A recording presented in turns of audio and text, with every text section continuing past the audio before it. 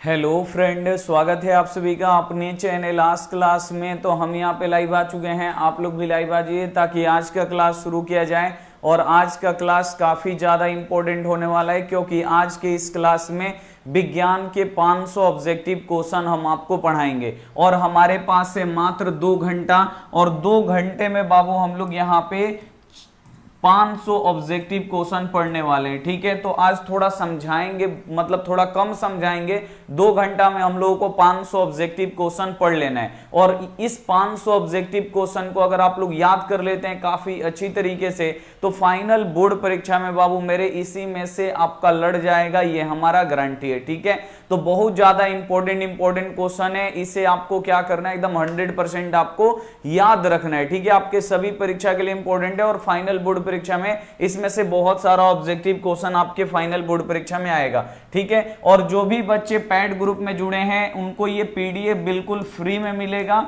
और अभी ऑफर चल रहा है पैड ग्रुप में। ठीक है, 199 में आपको सब पीडीएफ दिया जा रहा है। तो अगर आपको लेना है पीडीएफ तो आप लोग इस नंबर पे कॉल कर सकते हैं 8797972700। ठीक है, इस पे आपको फोन करके बात कर लेना है। और आपको अगर लेना होगा तब, नहीं लेना है तो कोई दिक्कत नहीं है। लेकिन अगर आपको लाइव क्लास करना है, क्लास का लिंक चाहिए, फ्री में आपको क्लास करना है केवल, तो आपको इस नंबर पे हाई लिख के व्हाट्सएप ग्रुप में आपको जुड़ जाना है 823567 और यहाँ पे 2001। ठीक है, ये नंबर है हमारा, ये व्हाट्सअप। अगर आपको फ्री में लाइव क्लास करना है तो इस पे आप लोग हाई लिख दीजिए। व्हाट्सअप चलता है, व्हाट्सअप आप लोग भी चलाते होंगे, हाई लिख के भेज दीजिएगा, हमारे पास इधर से लिंक जाएगा, लिंक को दबा के आप लोग ग्रुप में जुड़ जाइएगा।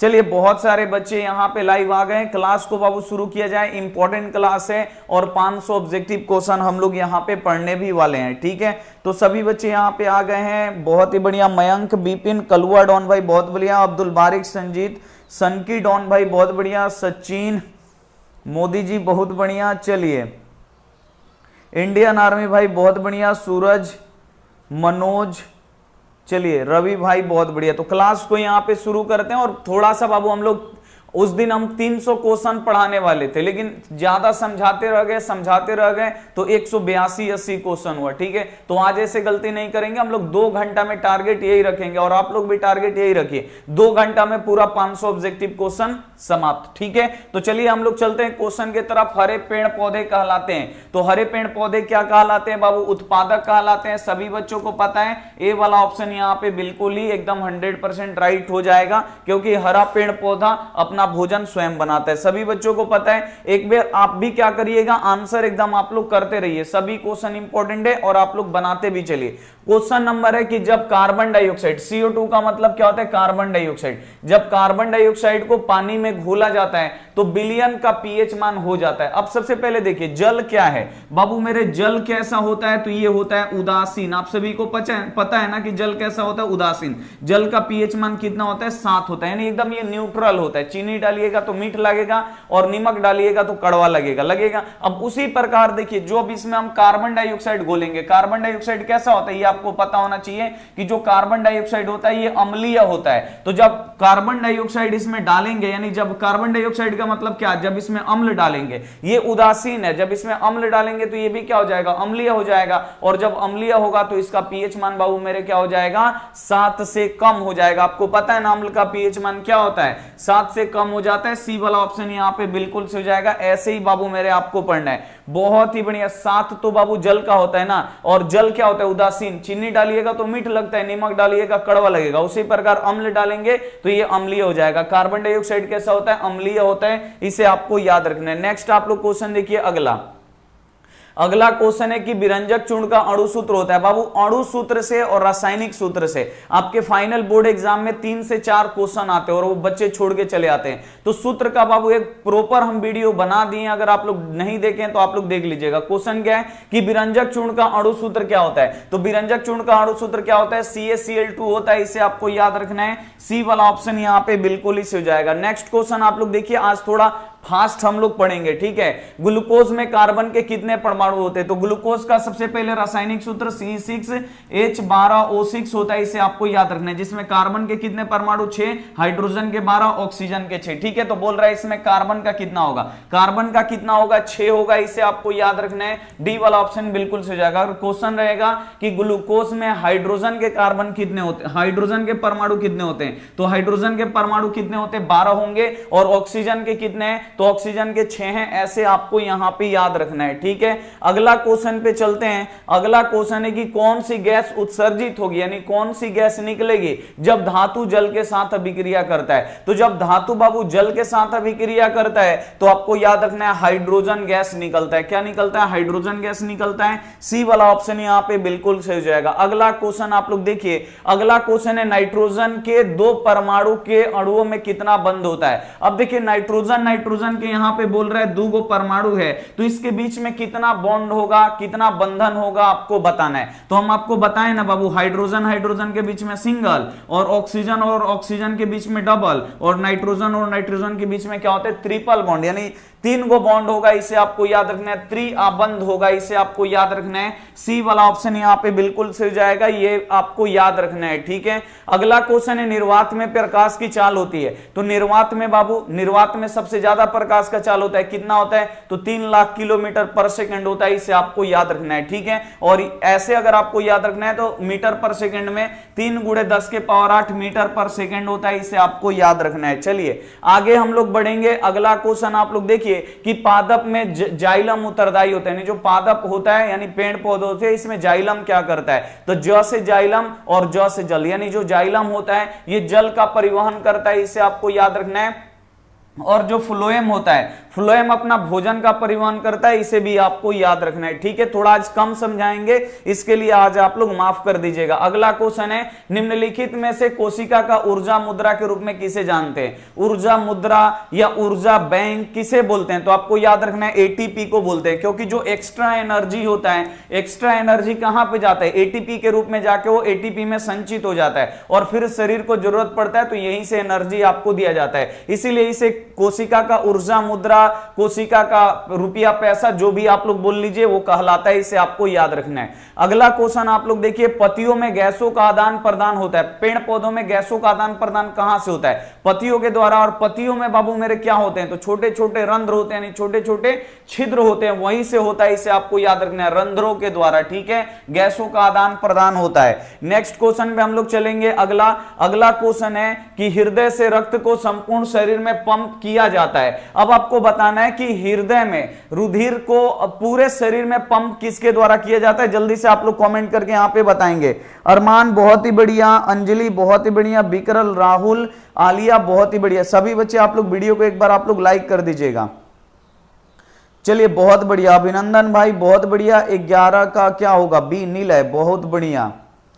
चलिए जितने बच्चे यहाँ पे नीला आंसर कर रहे हैं बिल्कुल एकदम आपका क्या हो जाएगा, एकदम 100% राइट आंसर होगा, बी वाला ऑप्शन यहाँ पे बिल्कुल ही सही हो जाएगा। नेक्स्ट क्वेश्चन पे चलते हैं। अगला क्वेश्चन आप लोग देखिए कि कौन सा पादप हार्मोन पत्तियों को मुरझाने के लिए बाबू आवश्यक है, यानी किस पादप हार्मोन के कारण पेड़ पौधों की पत्तियां मुरझा जाती हैं, पेड़ पौधों की पत्तियां बिलगित हो जाती है। आपको पता है पादप हार्मोन 5 गो होते हैं और इसी में से है एगो एब्सिसिक एसिड, यानी एब्सिसिक अम्ल, जो पेड़ पौधों को पत्तियों को क्या करता है, बिलगित कर देता है, इसे आपको याद रखना है। और ये जो एब्सिसिक अम्ल लिखा है ना, ये हार्मोन होता है, इसे आपको याद रखना है, ठीक है। अगला क्वेश्चन पे हम लोग चलेंगे कि अलैंगिक जनन मुकुलन के द्वारा होता है। तो अलैंगिक जनन मुकुलन के द्वारा 2 चीजों में होता है, हाइड्रा में और ईस्ट में, इसे आपको याद रखना है। तो हाइड्रा नहीं दिया है, ईस्ट दिया है, तो हम लोग ईस्ट पे टिक करेंगे, बी वाला ऑप्शन यहाँ पे बिल्कुल एकदम 100% राइट आंसर हो जाएगा। चलिए नेक्स्ट क्वेश्चन पे हम लोग चलेंगे। अगला क्वेश्चन है शुक्राणु का निर्माण होता है, जो शुक्राणु होते हैं पुरुषों में पाए जाते हैं। शुक्राणु का निर्माण कहां पे होता है,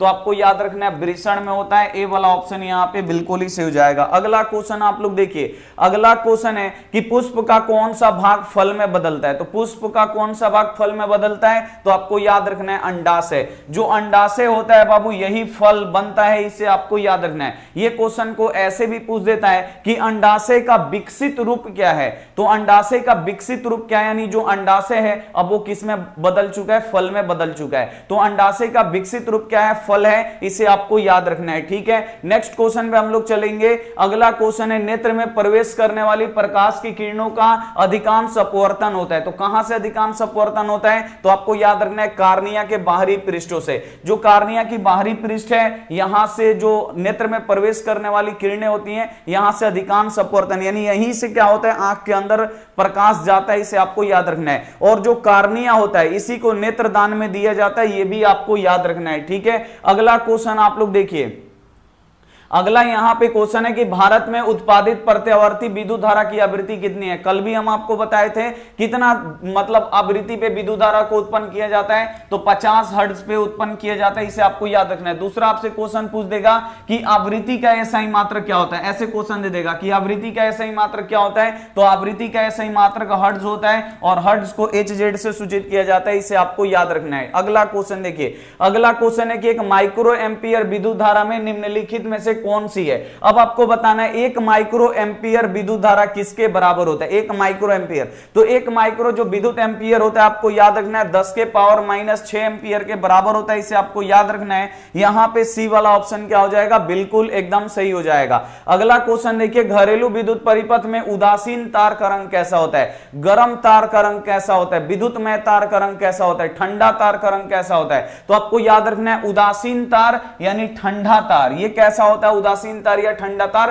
काला होता है, इसे आपको याद रखना है। और जो गर्म तार होता है, आपको याद रखना है गर्म तार हो गया या विद्युतमय तार हो गया, इस रंग जो ये गर्म तार होता है या विद्युतमय तार होता है, ये हम लोगों का लाल रंग का होता है। और जो भू संपर्क तार होता है यानी जो अर्थ तार होता है, वो हरा कलर का होता है, इसे आपको याद रखना है। अगला क्वेश्चन आप लोग देखिए कि जल विद्युत संयंत्र किस ऊर्जा को विद्युत ऊर्जा में रूपांतरित करता है? यानी जब हम लोग जल से विद्युत बनाते हैं, बिजली बनाते हैं, तो जल किस ऊर्जा में रहता है उसको हम लोग विद्युत में बदलते हैं। तो आपको याद रखना है जब भी जो जल होता है यानी जो पानी होता है, वो हमेशा स्थितिज ऊर्जा में रहता है, और स्थितिज ऊर्जा को हम लोग विद्युत ऊर्जा में बदलते हैं, इसे आपको याद रखना है। तो ये आपको याद रखना है, बोर्ड एग्जाम में आता है, स्थितिज ऊर्जा को हम लोग क्या करते हैं? विद्युत ऊर्जा में बदलते हैं, इसे आपको याद रखना है। नेक्स्ट क्वेश्चन पे आप लोग चलिए। अगला क्वेश्चन देखिए, नरौरा नाभिकीय विद्युत संयंत्र किस राज्य में? तो नरौरा कहां पे है? तो आपको याद रखना है कि जो नरौरा है ये उत्तर प्रदेश में, इसे आपको याद रखना है। और विद्युत संयंत्र का मतलब क्या होता है? कि ये विद्युत बनाने वाले, बिजली बनाने वाला बाबू क्या है?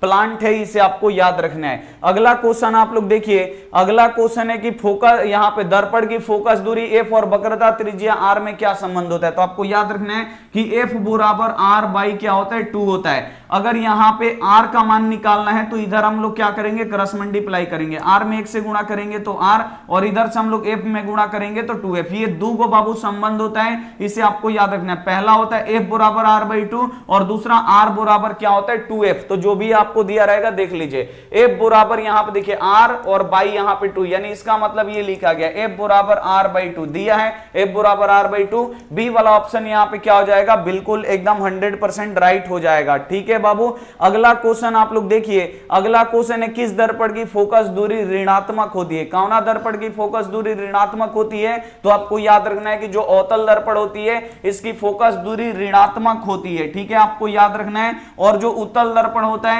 इसकी जो फोकस दूरी होता है, ये धनात्मक होता है, इसे आपको याद रखना है। ठीक है, याद आपको रखना है। और 2 घंटा में बाबू मेरे 500 क्वेश्चन हम लोगों को कर लेना है। ठीक है, अगला क्वेश्चन देखिए, सामान्य दृष्टि के लिए स्पष्ट दर्शन की न्यूनतम दूरी कितनी है? तो कहां तक बाबू हम वस्तु को देख सकते हैं? ऐसे आप लोग लाइएगा और जितना पास लाइएगा धुंधला होते जाएगा। तो 25 सेंटीमीटर की दूरी पर अगर वस्तु रखा गया, उसे हम लोग बहुत ही साफ एकदम स्पष्ट हम लोग पढ़ लेते हैं। तो सामान्य नेत्र के लिए निकटतम बिंदु कितना होता है? तो 25 सेंटीमीटर होता है, इसे आपको याद रखना है। बोर्ड परीक्षा में आता है, इसको ऐसे भी लिख देता है 25 और यहां पे सेंटीमीटर लिख देता है, ऐसे भी लिखता है, इसे आपको याद रखना है। यहां से एक और क्वेश्चन आता है, नेत्र के लिए दूर बिंदु कितना होता है स्पष्ट दर्शन के? तो आपको याद रखना है दूर बिंदु जो होता है ये अनंत होता है, और निकटतम बिंदु जो होता है वो आपका 25 सेंटीमीटर होता है, इसे आपको याद रखना है। अगला क्वेश्चन आप लोग देखिए, अगला क्वेश्चन है कि श्वेत प्रकाश का कौन सा रंग किसी प्रिज्म से गुजरने के पश्चात सबसे कम झुकता है? तो कौन सा रंग कम झुकता है? कल भी हम आपको बताए थे, आज भी हम आपको बताते हैं कि यहां से जब सूर्य का श्वेत प्रकाश गुजरता है तो सबसे पहला यही क्वेश्चन आता है कि सूर्य के श्वेत प्रकाश में कितने रंग होते हैं? तो सूर्य का जो श्वेत श्वेत प्रकाश होता है, इसमें 7 रंग होते हैं और सबसे ऊपर आपका लाल रंग होता है, इसे आपको याद रखना है, और नीचे आपका यहाँ पे बैगनी रंग होता है, इसे आपको याद रखना है। तो कौन सा रंग का झुकाव बाबू कम होता है? तो जो लाल रंग का जो झुकाव होता है ये कम होता है, और बैगनी रंग का झुकाव बाबू सबसे ज्यादा होता है, ये आपको याद रखना है। यहाँ पे वही पूछ रहा है कि सबसे कम झुकाव यानी सबसे कम विचलन भी आपको याद रखना है, किसका होता है? तो आपको याद रखना है लाल रंग का होता है, सी वाला ऑप्शन बिल्कुल सही जाएगा। और सबसे ज्यादा विचलन किस रंग का होता है? बैगनी रंग का होता है, इसे आपको याद रखना है। अगला क्वेश्चन पे हम लोग चलेंगे। अगला क्वेश्चन है मानव आंख की रेटिना द्वारा बनाई गई छवि होती है, यानी मानव नेत्र के जो आंख पे मतलब यहां पे रेटिना पे जो वस्तु का प्रतिबिंब बनता है, छवि बनता है, वो कैसा बनता है? तो आपको पता है एक तो छोटा बनेगा और दूसरा उल्टा बनेगा, और जब उल्टा बनता है तो कैसा होता है? वास्तविक होता है। तो आपको याद रखना है वास्तविक, उल्टा और वस्तु से छोटा, आपको याद रखना है। तो वास्तविक और उल्टा दिया है केवल, तो हम यहां पे लिखेंगे वास्तविक और उल्टा, बी वाला ऑप्शन यहां पे बिल्कुल सही हो जाएगा। अगला क्वेश्चन देखिए, अगला क्वेश्चन है आकाश का रंग नीला प्रतीत होता है किसके कारण? हमारा आकाश बाबू देखने में नीला दिखाई देता है, किसके कारण? तो आपको याद रखना है प्रकाश के प्रकीर्णन के कारण, ठीक है। प्रकाश के प्रकीर्णन के कारण जो आकाश है वो हमारा नीला दिखाई देता है, इसे आपको याद रखना है। और चंद्रमा से देखने पर कैसा दिखाई देगा?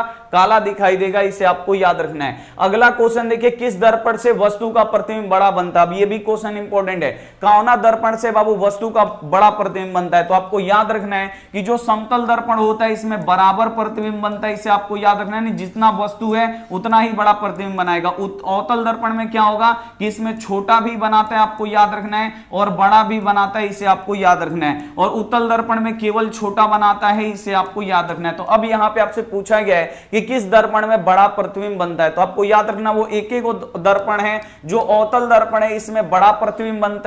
अगर क्वेश्चन आएगा किस दर्पण में बड़ा छोटा दोनों बनता है, तो आपको याद रखना है अवतल दर्पण में भी बड़ा और छोटा दोनों बनता है, इसे आपको याद रखना है। अगर ऐसा क्वेश्चन आएगा किस दर्पण में केवल छोटा प्रतिबिंब बनता है, तो किस दर्पण में केवल अगर देगा तो केवल छोटा प्रतिबिंब उत्तल दर्पण में बनता है। अगर क्वेश्चन आएगा किस दर्पण में छोटा प्रतिबिंब बनता है इस तरीके से, तो दो को दर्पण है जिसमें छोटा प्रतिबिंब बनता है, तो अवतल दर्पण और उत्तल दर्पण दोनों आपका आंसर होगा, ठीक है। तो ऐसे क्वेश्चन को आपको बिल्कुल एकदम ध्यान से सॉल्व करना है, यहां से क्वेश्चन आते हैं। अगला क्वेश्चन आप लोग देखिए, अगला क्वेश्चन है निम्नलिखित में से कौन सा लेंस निकट दृष्टि दोष को ठीक करने में उपयोग होता है? अगर किसी व्यक्ति को निकट दृष्टि दोष हो गया तो कौन सा लेंस लगाते हैं? तो निकट दृष्टि दोष में आपको याद रखना है अवतल लेंस लगाते हैं, इसे आपको याद रखना है। और दूर दृष्टि दोष में किसका प्रयोग करते हैं? तो आपको याद रखना है कि अगर दूर दृष्टि दोष हो गया तो उत्तल लेंस लगाते हैं, इसे आपको याद रखना है। दोनों क्वेश्चन आपको याद रखना है, दोनों क्वेश्चन बोर्ड परीक्षा में आता है। अगला क्वेश्चन देखिए, दाएं हाथ के अंगूठा का नियम का प्रतिपादन किसने किया था? तो दाएं हाथ का अंगूठा का नियम किसने दिया था? ये बोर्ड एग्जाम के लिए बहुत ज्यादा ये सब इंपॉर्टेंट क्वेश्चन है। तो फ्लेमिंग ने दिया था, इसे आपको मैक्सवेल ने दिया था, इसे आपको याद रखना। अंगूठा का नियम किसने दिया था? मैक्सवेल ने दिया था। डी वाला ऑप्शन यहां पे बिल्कुल सही हो जाएगा। अगला क्वेश्चन आप लोग देखिए, अगला क्वेश्चन है विभवांतर का सही मात्रक क्या होता है? विद्युत विभवांतर हो या यहां पे विभव हो। अगर विभव का सही मात्रक पूछे या विभवांतर का सही मात्रक पूछे, दोनों का एक होता है, आपको याद रखना है वोल्ट। विद्युत विभवांतर हो विभव, दोनों का सही मात्रक वोल्ट होता है। प्रतिरोध का सही मात्रक ओम होता है, विद्युत धारा का सही मात्रक एम्पियर होता है, और आवेश का सही मात्रक कूलाम्ब होता है। इसे भी आपको याद रखना है, बता दे रहे हैं ताकि आपका रिवीजन होते रहेगा। अगला क्वेश्चन देखिए, निम्नलिखित में से किस संयोजन के द्वारा प्रतिरोधों का मान बढ़ता है? अब किस प्रकार संयोजन करेंगे? तो संयोजन दो प्रकार का होता है। एक इस तरीके से हम लोग प्रतिरोध को जोड़ते हैं, ये सब हम आपको जब न्यूमेरिकल क्वेश्चन पढ़ाएंगे काफी अच्छी तरीके से समझ में आएगा। और दूसरा ऐसे जोड़ा जाता है, इसे आपको याद रखना है, ठीक है। तो ये जो हुआ बाबू आपको याद रखना है, ये जो हमारा जुड़ा हुआ है तो ये हमारा श्रेणी क्रम में जुड़ा हुआ है, और ये हमारा समानांतर क्रम में जुड़ा हुआ है। तो इस क्रम में जो जुड़ता है इसमें प्रतिरोध अधिक होता है, और इसमें क्या होता है जो समानांतर क्रम में जुड़ा होता है इसमें प्रतिरोध कम होता है, इसे आपको याद रखना है। तो बोल रहा है किस संयोजन के द्वारा प्रतिरोधों का मान बढ़ता है? तो जो श्रेणी क्रम में अगर हम लोग जोड़ते हैं ऐसे, तो इसमें प्रतिरोधों का मान क्या होता है बाबू मेरे? बढ़ता है, इसे आपको याद रखना है। श्रेणी क्रम में क्या होता है? प्रतिरोधों का मान बढ़ता है, है, ए वाला ऑप्शन बिल्कुल सही हो जाएगा। और समानांतर क्रम में प्रतिरोधों का मान क्या होता है, कम होता है, इसे आपको याद रखना है। अगला क्वेश्चन आप लोग देखिए, अगला क्वेश्चन है चुंबकीय बल रेखाएं की यहाँ पे प्रकृति होती है, यानी जो चुंबकीय क्षेत्र रेखाएं होती हैं इनकी प्रकृति कैसी होती है, काल्पनिक होती है कि वास्तविक होती है। तो बाबू जो चुंबकीय क्षेत्र रेखाएं होती है ना वो वास्तव में नहीं होती, वो कल्पना किया गया कि ऐसे ऐसे निकलता है, ठीक है। तो अब जब भी क्वेश्चन आएगा चुंबकीय बल रेखाएं कैसी होती हैं या चुंबकीय क्षेत्र रेखाएं कैसी होती हैं, तो आपको याद रखना है काल्पनिक होती हैं। और जो चुंबकीय क्षेत्र रेखाएं होती हैं ये उत्तरी ध्रुव से निकलती हैं, दक्षिणी ध्रुव में प्रवेश करती हैं। और चुंबक के भीतर कहां से निकलती हैं, तो चुंबक के जो भीतर बाबू आपको याद रखना है दक्षिणी ध्रुव से निकलती है और उत्तरी ध्रुव में प्रवेश करती है, इसे आपको याद रखना है। अगला क्वेश्चन आप लोग देखिए, अगला क्वेश्चन है किलोवाट घंटा बराबर होता है, 1 किलोवाट घंटा किसके बराबर होता है, तो आपको याद रखना है 3.6 × 10 के पावर 6 जूल के बराबर होता है। यह भी इंपॉर्टेंट क्वेश्चन है, इसे आपको याद रखना है। सभी के सभी इंपॉर्टेंट क्वेश्चन है, सभी क्वेश्चन आपको याद होना चाहिए। अगला क्वेश्चन देखिए, नवीकरणीय ऊर्जा का स्रोत है। नवीकरणीय का मतलब बाबू मेरे यहां पे क्या हुआ कि मतलब जो कभी खत्म नहीं होगा, तो जो सौर ऊर्जा होगा ये कभी खत्म नहीं होगा, आपको याद रखना है, आपको यहां पे याद रखना है, इंपॉर्टेंट क्वेश्चन है। अगला क्वेश्चन आप लोग देखिए, अगला क्वेश्चन है कौन से लेंस को अपसारी लेंस बोलते हैं। अपसारी लेंस किसे बोलते हैं, तो आपको याद रखना है उत्तल लेंस को अपसारी लेंस बोलते हैं और अवतल लेंस को अभिसारी लेंस बोलते हैं, इसे आपको याद रखना है। फटाफट बाबू नहीं पढ़ेंगे तो हमारा क्वेश्चन छूट जाएगा। प्रकाश का प्राथमिक वर्ण कौन सा होता है, यानी प्राइमरी कलर, लाल, नीला और हरा, ये तीनों क्या होते हैं, प्रकाश के प्राथमिक रंग होते हैं। डी वाला ऑप्शन यहां पे बिल्कुल से हो जाएगा। अगला क्वेश्चन आप लोग देखिए कि निम्नलिखित में से कौन सा नेत्र का रंगीन भाग होता है, तो नेत्र का रंगीन भाग कौन सा होता है, तो आपको याद रखना है आइरिस। जो आइरिस होता है ये नेत्र का रंगीन भाग होता है और ये 3 कलर का होता है, इसे आपको याद रखना है। अगला क्वेश्चन आप लोग देखिए कि 1 HP बराबर होता है, यानी 1 हॉर्स पावर किसके बराबर होता है, तो एक जो हॉर्स पावर होता है ये 746 वाट के बराबर होता है। ए वाला ऑप्शन यहां पे बिल्कुल से हो जाएगा, ठीक है। थोड़ा फटाफट हम लोग पढ़ेंगे क्योंकि क्वेश्चन खत्म करने। अगला क्वेश्चन देखिए, विशालक शीशा यानी मैग्नीफाइंग ग्लास कौन सा होता है, तो आपको याद रखना है जो विशालक शीशा होता है यानी मैग्नीफाइंग ग्लास ये उत्तल लेंस होता है, इसे आपको याद रखना है। अगला यहां पे क्वेश्चन देखिए, जब किसी चालक तार से विद्युत धारा प्रवाहित होता है तब उसमें गतिशील कण कौन सा होता है, तो जब भी विद्युत धारा प्रवाहित होता है तो उसमें प्रवाहित क्या होते हैं, तो इलेक्ट्रॉन ही प्रवाहित होते हैं, इसे आपको याद रखना है, ठीक है। यहां पे डी वाला ऑप्शन क्या हो जाएगा, बिल्कुल एकदम राइट हो जाएगा। अगला क्वेश्चन आप लोग देखिए, अगला क्वेश्चन है निम्नलिखित में से कौन सा मात्रक वाट के बराबर है।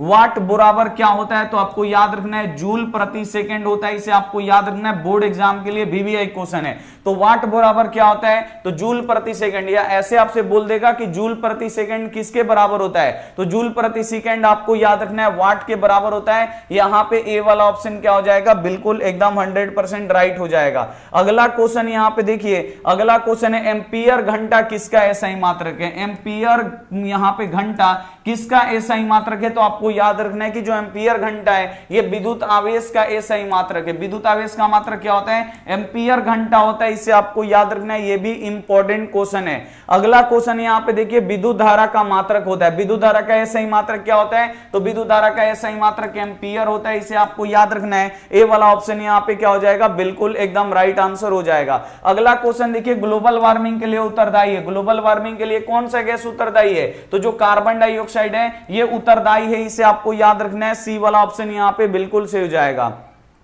अगला क्वेश्चन देखिए, शरीर में भोजन का पचना किस प्रकार की अभिक्रिया है, तो शरीर में भोजन किस अभिक्रिया के द्वारा पचता है, तो आपको याद रखना है उपचयन अभिक्रिया के द्वारा पचता है। ए वाला ऑप्शन यहां पे क्या हो जाएगा, बिल्कुल सही हो जाएगा। अगला क्वेश्चन देखिए, कली चूना को जब जल में डालते हैं तब कौन सी क्रिया होती है, तो जब हम लोग चूना को जल में डालते हैं तो वहां से क्या होता है बाबू, उष्मा बहुत ज्यादा निकलता है, और जिस रासायनिक अभिक्रिया में उष्मा ज्यादा निकलता है उसे हम लोग क्या बोलते हैं, उष्मा क्षेपी बोलते हैं। ए वाला ऑप्शन बिल्कुल सही हो जाएगा। और जिस रासायनिक अभिक्रिया में उष्मा का अवशोषण होता है उसे उष्मा शोषी बोलते हैं, इसे आपको याद रखना है। अगला क्वेश्चन देखिए कि चूने का जल का रासायनिक सूत्र होता है, तो चूना जल का रासायनिक सूत्र क्या होता है ये आपको बताना है, तो CaOH का 2 होल ट्वाइस होता है, इसे आपको याद रखना है। यहां पे डी वाला ऑप्शन बिल्कुल सही हो जाएगा, जिसे हम लोग बुझा हुआ चूना बोलते हैं, ठीक है, जिसे हम लोग बुझा हुआ चूना भी बोलते हैं। अगला क्वेश्चन यहां पे देखिए, जब कोई विलयन लाल लिटमस पत्र को नीला कर देता है तो उसका pH मान क्या होगा। अब यहां पे आप लोग देखिए कि जब लाल लिटमस पत्र को नीला कर रहा है। लाल को नीला कौन करता है? तो लाल को नीला आपको याद रखना है क्षार करता है, और क्षार का पीएच मान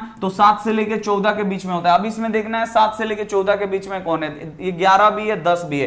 5 तो यहां पे अम्लीय हो जाएगा, ये नहीं होगा। अब दो ऑप्शन दिया है 11 और 10, तो यहां पे दिया रहेगा ए और बी दोनों। ये तो दोनों विलयन है, ये क्या करेंगे, लाल लिटमस पत्र को नीला कर देंगे, इसे आपको याद रखना है। अगला क्वेश्चन आप लोग देखिए, अगला क्वेश्चन की एल्काइन में कार्बन कार्बन परमाणु के बीच में कितने सहसंयोजक बंधन होते हैं। अभी आपको तीनों याद रखना है। एल्केन में कितने होते हैं, तो एल्केन में आपको याद रखना है सिंगल बॉन्ड होता है, एल्कीन में आपको याद रखना है डबल बॉन्ड होता है, और जो एल्काइन होता है इसमें ट्रिपल बॉन्ड होता है, इसे आपको याद रखना है। एल्केन में सिंगल बॉन्ड और एल्कीन में आपको याद रखना है डबल बॉन्ड, और एल्काइन में आपका ट्रिपल बॉन्ड होता है, इसे आपको याद रखना है। तो यहां पे एल्काइन पूछा है, तो एल्काइन में आपका ट्रिपल बॉन्ड होता है, यानी 3 आबंध होते हैं, इसे आपको याद रखना है। सी वाला ऑप्शन यहां पे बिल्कुल ही सही हो जाएगा। अगला क्वेश्चन आप लोग देखिए, अगला क्वेश्चन है कि ग्लूकोज का अणु सूत्र क्या होता है। तो ग्लूकोज का रासायनिक सूत्र क्या होता है, तो C6H12O6 होता है, इसे आपको याद रखना है। ए वाला ऑप्शन यहां पे क्या हो जाएगा, बिल्कुल एकदम 100% राइट हम लोग का आंसर हो जाएगा।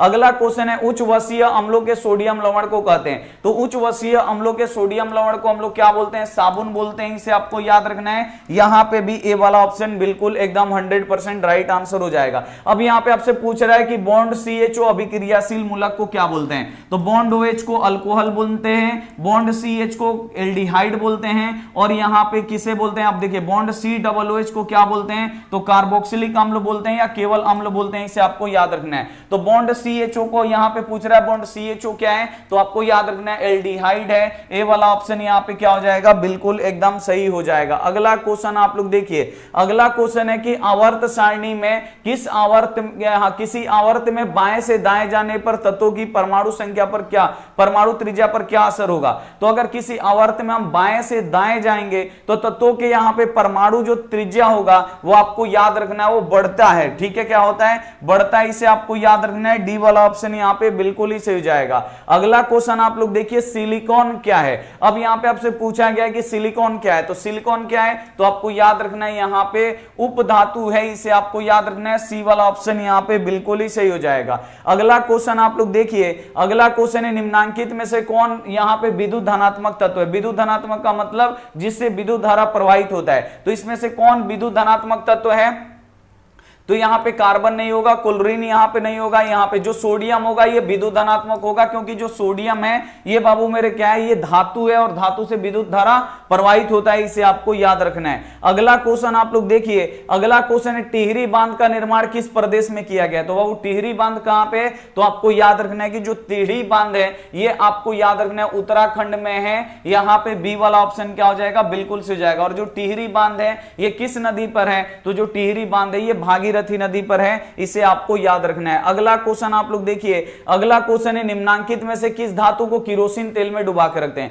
किरोसिन तेल में किसे डुबा के रखते हैं, तो जो सोडियम होता है इसे हम लोग किरोसिन तेल में डुबा के रखते हैं, और जो फास्फोरस होता है फास्फोरस को हम लोग जल में डुबा के रखते हैं, इसे भी आपको याद रखना है। अगला क्वेश्चन आप लोग देखिए, अगला क्वेश्चन है कि अपमार्जक से बनाए जाते हैं। तो अपमार्जक से क्या बनाए जाते हैं, सर्फ एक्सेल भी बनता है, शैम्पू भी बनता है, इजी सर्फ भी बनता है, यानी उपयुक्त सभी बनता है, सभी चीज बनता है। डी वाला ऑप्शन यहां पे बिल्कुल से हो जाएगा। अगला क्वेश्चन आप लोग देखिए, अगला क्वेश्चन है सौर सेल में किसका उपयोग होता है, यानी सोलर प्लेट जो हम बनाते हैं उसमें किसका उपयोग करते हैं। तो सोलर प्लेट में आपको याद रखना है सिलिकॉन का प्रयोग करते हैं। बी वाला ऑप्शन यहां पे क्या हो जाएगा, बिल्कुल एकदम यहां पे 100% राइट आंसर हो जाएगा। अगला क्वेश्चन आप लोग देखिए, अगला क्वेश्चन है निम्नलिखित में से किसका उपयोग खाना बनाने वाले ईंधन में नहीं होता है। तो खाना बनाने वाले ईंधन में किसका नहीं होता है, तो जो CNG होता है इसका खाना बनाने वाले ईंधन में नहीं होता है। और CNG का उपयोग कहां पे होता है, तो वाहनों में होता है, इसे आपको याद रखना है, गाड़ियों में। अगला क्वेश्चन आप लोग देखिए, यहां पे क्वेश्चन है कि 2Cu + O2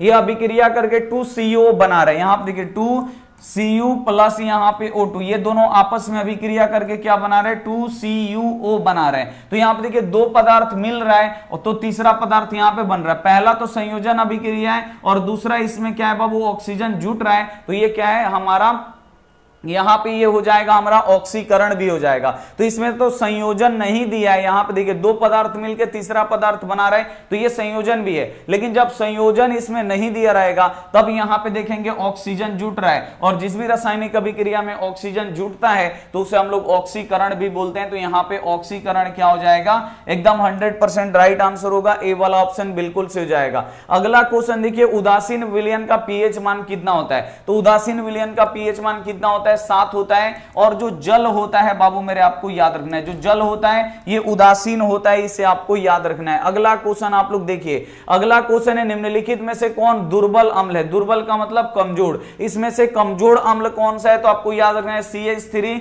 और COOH। ये क्या है बाबू, दुर्बल अम्ल है, वीक अम्ल है, इसे आपको याद रखना है। अगला क्वेश्चन आप लोग देखिए, अगला क्वेश्चन है क्रायोलाइट अयस्क है। जो क्रायोलाइट होता है ये किसका अयस्क होता है, तो आपको याद रखना है कि जो क्रायोलाइट होता है ये एल्यूमिनियम का अयस्क होता है, इसे आपको याद रखना है। और जो बॉक्साइड होता है, बॉक्साइड भी क्या होता है, एल्यूमिनियम का अयस्क होता है, इसे आपको याद रखना है, बोर्ड एग्जाम में आते हैं ये सभी क्वेश्चन आपको याद रखना है। अगला क्वेश्चन देखिए, पोटेशियम का परमाणु संख्या क्या होता है, यानी पोटेशियम का मतलब क्या होता है, के। पोटेशियम का परमाणु संख्या कितना होता है, 19 होता है, इसे आपको याद रखना है। और जो कैल्शियम होता है उसका परमाणु संख्या 20 होता है, इसे भी साथ में आपको याद रखना है। अगला क्वेश्चन आप लोग देखिए, फॉर्मिक अम्ल का IUPAC नाम क्या है, यानी फॉर्मिक अम्ल का दूसरा नाम क्या है। तो फॉर्मिक अम्ल का बाबू दूसरा नाम क्या होता है, तो ये आपको याद रखना है, मेथेनोइक अम्ल होता है, इसे आपको याद रखना है। फॉर्मिक अम्ल का IUPAC नाम मेथेनोइक अम्ल होता है। और मेथेनोइक अम्ल किसमें पाए जाते हैं, तो चींटियों में। और आपको याद रखना है कि जो मधुमक्खी होती है उसमें फॉर्मिक अम्ल होता है, इसे आपको याद रखना है। अगला क्वेश्चन देखिए, इथाइल एल्कोहल का अणु सूत्र क्या होता है। तो इथाइल एल्कोहल का जो अणु सूत्र होता है आपको याद रखना है, C2H5OH। C2H5OH ये क्या है, इथाइल एल्कोहल है, इसे आपको यहां पे याद रखना है। अगला क्वेश्चन देखिए, चीनी का रासायनिक सूत्र क्या है, ये भी क्वेश्चन आता है। ग्लूकोज का रासायनिक सूत्र क्या है, चीनी का रासायनिक सूत्र क्या है, तो ये सभी आपको याद रखना है। तो यहां पे आपसे पूछा गया है चीनी का रासायनिक सूत्र क्या है, तो चीनी का रासायनिक सूत्र क्या होता है, C12H22O11 होता है, इसे आपको याद रखना है। बी वाला ऑप्शन यहां पे बिल्कुल एकदम 100% राइट हो जाएगा। अगला क्वेश्चन देखिए कि श्वसन के अध्ययन के लिए यहां पे श्वसन के अध्ययन के लिए उपयोग किए जाने वाला बीज है। अगर हमको श्वसन का अध्ययन करना है तो किस बीज का हम लोग उपयोग करेंगे, तो आपको याद रखना है जो अंकुरित बीज होते हैं। अंकुरित का मतलब बीज में ऐसे छोटा छोटा पौधा शुरू होता है निकलना, वो अंकुरित कहलाता है, इसे आपको याद रखना है। अंकुरित बीज का उपयोग करते हैं, बी वाला ऑप्शन यहाँ पे बिल्कुल से हो जाएगा। अगला क्वेश्चन आप लोग देखिए, अगला क्वेश्चन है मानव वृक्क किस प्रणाली का हिस्सा है, यानी जो मानव का वृक्क यानी किडनी है ये किस प्रणाली का हिस्सा है, तो आपको याद रखना है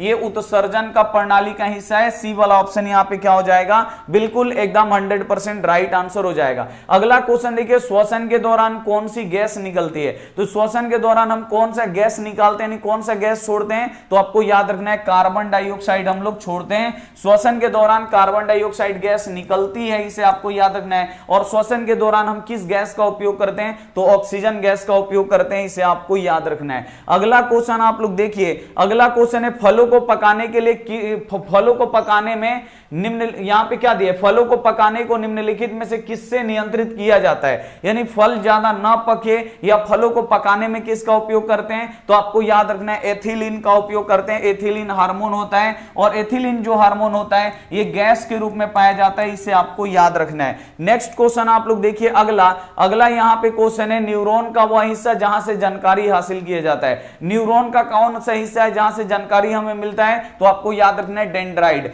डेंड्राइट से हमें क्या होता है, जानकारी मिलता है, इसे आपको याद रखना है। और जो तंत्रिका तंत्र की रचनात्मक एवं क्रियात्मक इकाई होती है उसे हम लोग क्या बोलते हैं, न्यूरॉन बोलते हैं, इसे आपको याद रखना है। अगला क्वेश्चन आप लोग देखिए, अगला क्वेश्चन है लेंस का प्रकाशीय केंद्र से गुजरने वाली प्रकाश की किरणों का अपवर्तन होता है। अब देखिए लेंस का जो प्रकाशीय केंद्र होता है, आपको पता है लेंस के बीच में ये प्रकाशीय केंद्र होता है, और जब इससे प्रकाश गुजरता है तो ये क्या होता है, बिना विचलन हुए सीधे क्या हो जाता है, निर्गत हो जाता है, इसे आपको याद रखना है। बिना विचलित हुए क्या होता है, सीधे निर्गत हो जाते हैं। सी वाला ऑप्शन यहां पे क्या हो जाएगा, बिल्कुल एकदम राइट आंसर हम लोग का हो जाएगा। अगला क्वेश्चन देखिए, अगला क्वेश्चन है निम्नलिखित में से कौन आपातकालीन हार्मोन है। अब यहां पे आपको बताना है कि कौन इसमें से आपातकालीन हार्मोन है, तो आपको याद रखना है एड्रेनालिन। जो एड्रेनालिन है ये क्या है, हमारा आपातकालीन हार्मोन है, इसे आपको याद रखना है। अगला क्वेश्चन आप लोग देखिए, अगला क्वेश्चन है कि मानव में गर्भ की अवधि होती है, जो मानव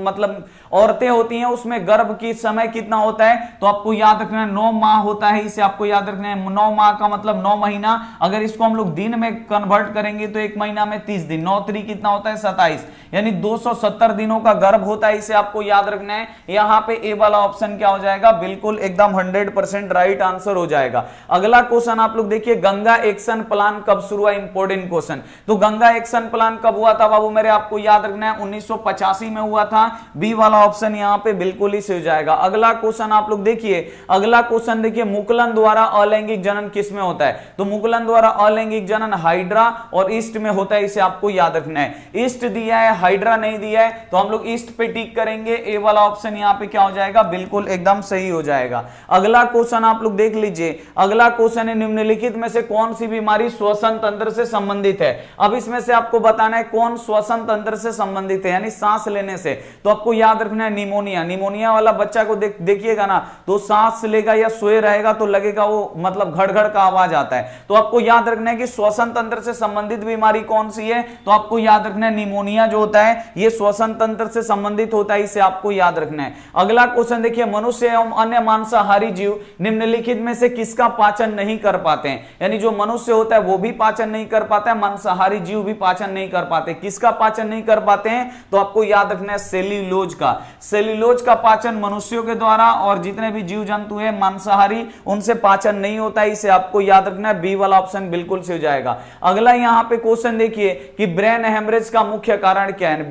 ब्रेन हेमरेज होता है तो आदमी की मृत्यु हो जाती है, और किसके कारण से होता है, तो ये हाइपर टेंशन के कारण से होता है। जब कोई ज्यादा टेंशन ले लेता है आदमी तो उसका ब्रेन हेमरेज हो जाता है, इसे आपको याद रखना है। किसके कारण से, तो हाइपर टेंशन के कारण ब्रेन हेमरेज होता है, इसे आपको याद रखना है। इंपॉर्टेंट क्वेश्चन है, ए वाला ऑप्शन बिल्कुल सही हो जाएगा। अगला क्वेश्चन देखिए, हाइड्रा में अलैंगिक जनन की विधि है, हाइड्रा में और ईस्ट में अलैंगिक जनन की विधि क्या है, तो अलैंगिक जनन की विधि बाबू मेरे मुकुलन है, इसे आपको याद रखना है। हाइड्रा और ईस्ट में मुकुलन के द्वारा अलैंगिक जनन होता है, इसे आपको याद रखना है। और विखंडन के द्वारा किस में होता है, अमीबा में। अगला क्वेश्चन देखिए, पुष्प का बाहरी भाग कौन सा होता है, तो पुष्प यानी फूल, फूल का सबसे बाहरी भाग क्या होता है, तो बाह्य दल पुंज होता है, इसे आपको याद रखना है। ए वाला ऑप्शन यहां पे बिल्कुल ही हो जाएगा, इंपॉर्टेंट क्वेश्चन है। अगला क्वेश्चन आप लोग देखिए, अगला क्वेश्चन है पादप में वृद्धि हार्मोन है, तो पादप में बाबू वृद्धि हार्मोन यानी लंबाई बढ़ाने वाला हार्मोन कौन सा है, तो ऑक्सीन और जिब्रेलिन, ये दो जो होते हैं ये पादप में वृद्धि हार्मोन होते हैं, यानी पेड़ पौधों की लंबाई बढ़ाने वाले हार्मोन होते हैं, इसे आपको याद रखना है। तो पादप में वृद्धि हार्मोन कौन सा होते हैं, ऑक्सीन नहीं दिया है, केवल जिब्रेलिन दिया है, तो हम लोग यहाँ पे जिब्रेलिन पे केवल टिक करेंगे।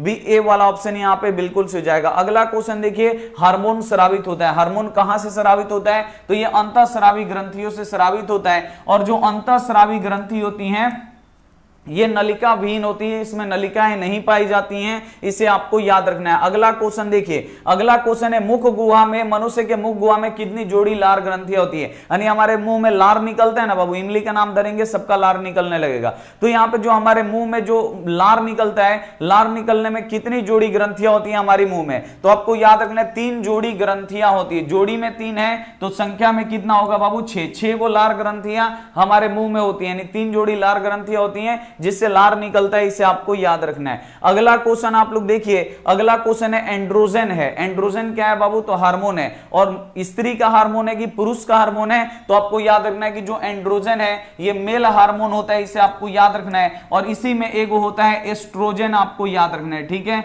यहां पे एस्ट्रोजन जो होता है, एस्ट्रोजन जो होता है ये क्या होता है, फीमेल हार्मोन होता है, और जो एंड्रोजन होता है ये मेल हार्मोन होता है, इसे आपको याद रखना है, ठीक है। दोनों क्वेश्चन आते हैं, इसे आपको याद रखना है। अगला क्वेश्चन देखिए, मटर को अपने प्रयोग के लिए किसने चुना, तो मटर के पौधे को बाबू किसने चुना था प्रयोग के लिए, तो आपको याद रखना है मेंडल। और जो मेंडल हैं इन्हें अनुवांशिकी के पिता बोलते हैं, और कितने विकल्पीय लक्षणों का अध्ययन किए थे, तो 7 विकल्पीय लक्षणों का अध्ययन किए थे, इसे आपको याद रखना है। अगला क्वेश्चन देखिए, किसी उत्तल लेंस की फोकस दूरी हमेशा होती है, है। उत्तल लेंस की फोकस दूरी कैसी होती है, धनात्मक या ऋणात्मक, तो आपको याद रखना है उत्तल लेंस की जो फोकस दूरी होती है ये धनात्मक होती है, यानी प्लस बीई होती है, इसे आपको याद रखना है। अगला क्वेश्चन आप लोग देखिए, अगला क्वेश्चन है मोटर गाड़ी के चालक के सामने कौन सा दर्पण लगा होता है, इंपॉर्टेंट क्वेश्चन बोर्ड परीक्षा के लिए। तो मोटर गाड़ी में बाबू चालक के सामने, यानी जो ये पतला ड्राइवर जहां बैठता है उसके सामने ऐसे एक पतला यहां पे शीशा लटका होता है, और एक इसके गेट के सामने चरखुट्टा ऐसे शीशा होता है। जो दोनों ये शीशा होते हैं बाबू आपको याद रखना है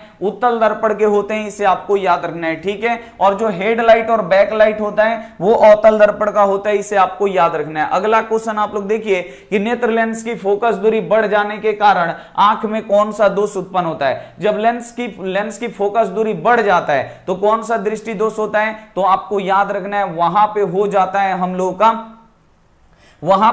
हो जाता है दूरदृष्टि दोष। यहां से आप लोग ट्रिक से भी याद कर सकते हैं, यहां पे लेंस की फोकस दूरी बढ़ जाता है, दूरी बढ़ता है तो आपको याद रखना है दीर्घ दृष्टि दोष यानी दूरदृष्टि दोष हो जाता है। और जब नेत्र लेंस की फोकस दूरी घट जाता है तो उसे हम लोग क्या बोलते हैं, निकट दृष्टि दोष बोलते हैं, इसे आपको याद रखना है। घट जाना निकट दृष्टि दोष, बढ़ जाना क्या होगा, दूरदृष्टि दोष। ट्रिक से भी आप लोग याद रख सकते हैं। तो यहां पे बोल रहे हैं नेत्र लेंस की फोकस दूरी का बढ़ जाना है, कौन सा होगा, तो हम लोग का होगा बाबू मेरे दीर्घ दृष्टि दोष होगा, इसे आपको याद रखना है। बी वाला ऑप्शन यहां पे बिल्कुल सही हो जाएगा। अगला क्वेश्चन आप लोग देखिए, अगला क्वेश्चन है दूरदृष्टि दोष वाले व्यक्ति के चश्मे का प्रयोग में किस लेंस का किया जाता है। अब आपको बताना है किसी व्यक्ति को दूरदृष्टि दोष हो गया है तो उसके चश्मे में कौन सा लेंस होगा। तो दूरदृष्टि दोष में कौन सा लेंस का उपयोग किया जाता है, तो आपको याद रखना है उत्तल लेंस का उपयोग किया जाता है। ए वाला ऑप्शन बिल्कुल सही जाएगा। और निकट दृष्टि दोष वाले में हम लोग अवतल लेंस का प्रयोग करते हैं, इसे भी साथ में आपको याद रखना है। अगला क्वेश्चन देखिए, विद्युत आवेश का इकाई है। विद्युत आवेश का इकाई क्या होता है, तो आपको याद रखना है विद्युत आवेश का एसआई मात्रक क्या होता है, कूलाम्ब होता है, इसे आपको याद रखना है। विद्युत विभव विद्युत विभवांतर का एसआई मात्रक वोल्ट होता है। विद्युत धारा का एसआई मात्रक क्या होता है, एम्पियर होता है, इसे भी साथ में आपको याद रखना है। नेक्स्ट क्वेश्चन आप लोग देख लीजिए। अगला क्वेश्चन है विद्युत जनित्र का सिद्धांत पर आधारित होता है। जो विद्युत जनित्र होता है ये किस सिद्धांत पर आधारित होता है, तो ये कई बार हम आपको बताएं विद्युत चुंबकीय प्रेरण के सिद्धांत पे। यानी जो विद्युत जनित्र होता है ये किस सिद्धांत पे काम करता है, तो विद्युत चुंबकीय प्रेरण के सिद्धांत पे काम करता है, इसे आपको याद रखना है। एक सेकंड थोड़ा सा यहां पे आते हैं।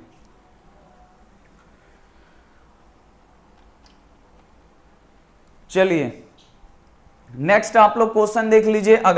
अगला यहां पे क्वेश्चन है आप लोगों का 100 नंबर। यहां पे क्वेश्चन है लघु पतन के समय परिपथ में विद्युत धारा का मान। तो जब लघु पतन होता है, अति भारण होता है, ओवरलोडिंग होता है, तो इस समय विद्युत धारा का मान क्या होता है, तो विद्युत धारा का मान अत्यधिक बढ़ जाता है, यानी विद्युत धारा का जो मान है वो बढ़ जाता है, इसे आपको याद रखना है। अगला क्वेश्चन देखिए, साधारण ताप पर फास्फोरस का अणु सूत्र क्या होता है, तो फास्फोरस का अणु सूत्र P4 होता है। और फास्फोरस को हम लोग कहां पे डुबा के रखते हैं, तो ये भी आपको याद रखना है कि जो फास्फोरस होता है इसको हम लोग जल में डुबा के रखते हैं, इसे आपको याद रखना है। और कौन सा फास्फोरस सबसे खतरनाक होता है, तो आपको याद रखना है कि जो श्वेत फास्फोरस होता है, जिसे हम लोग पीला फास्फोरस भी बोलते हैं, इसे आपको याद रखना है। ये बहुत ज्यादा खतरनाक होता है, इसे आपको याद रखना है। अगला क्वेश्चन देखिए, पीतल में रहता है। जो पीतल होता है बाबू ये मिश्र धातु है, ये आपको याद रखना है। दो धातुओं से मिलकर बना होता है, किससे, तो आपको याद रखना है कॉपर और जिंक से मिलकर बना होता है, इसे आपको याद रखना है पीतल। तो कॉपर और जिंक आपको याद रखना है। पीतल में क्या क्या रहता है, तो कॉपर और जिंक रहता है, इसे आपको याद रखना है।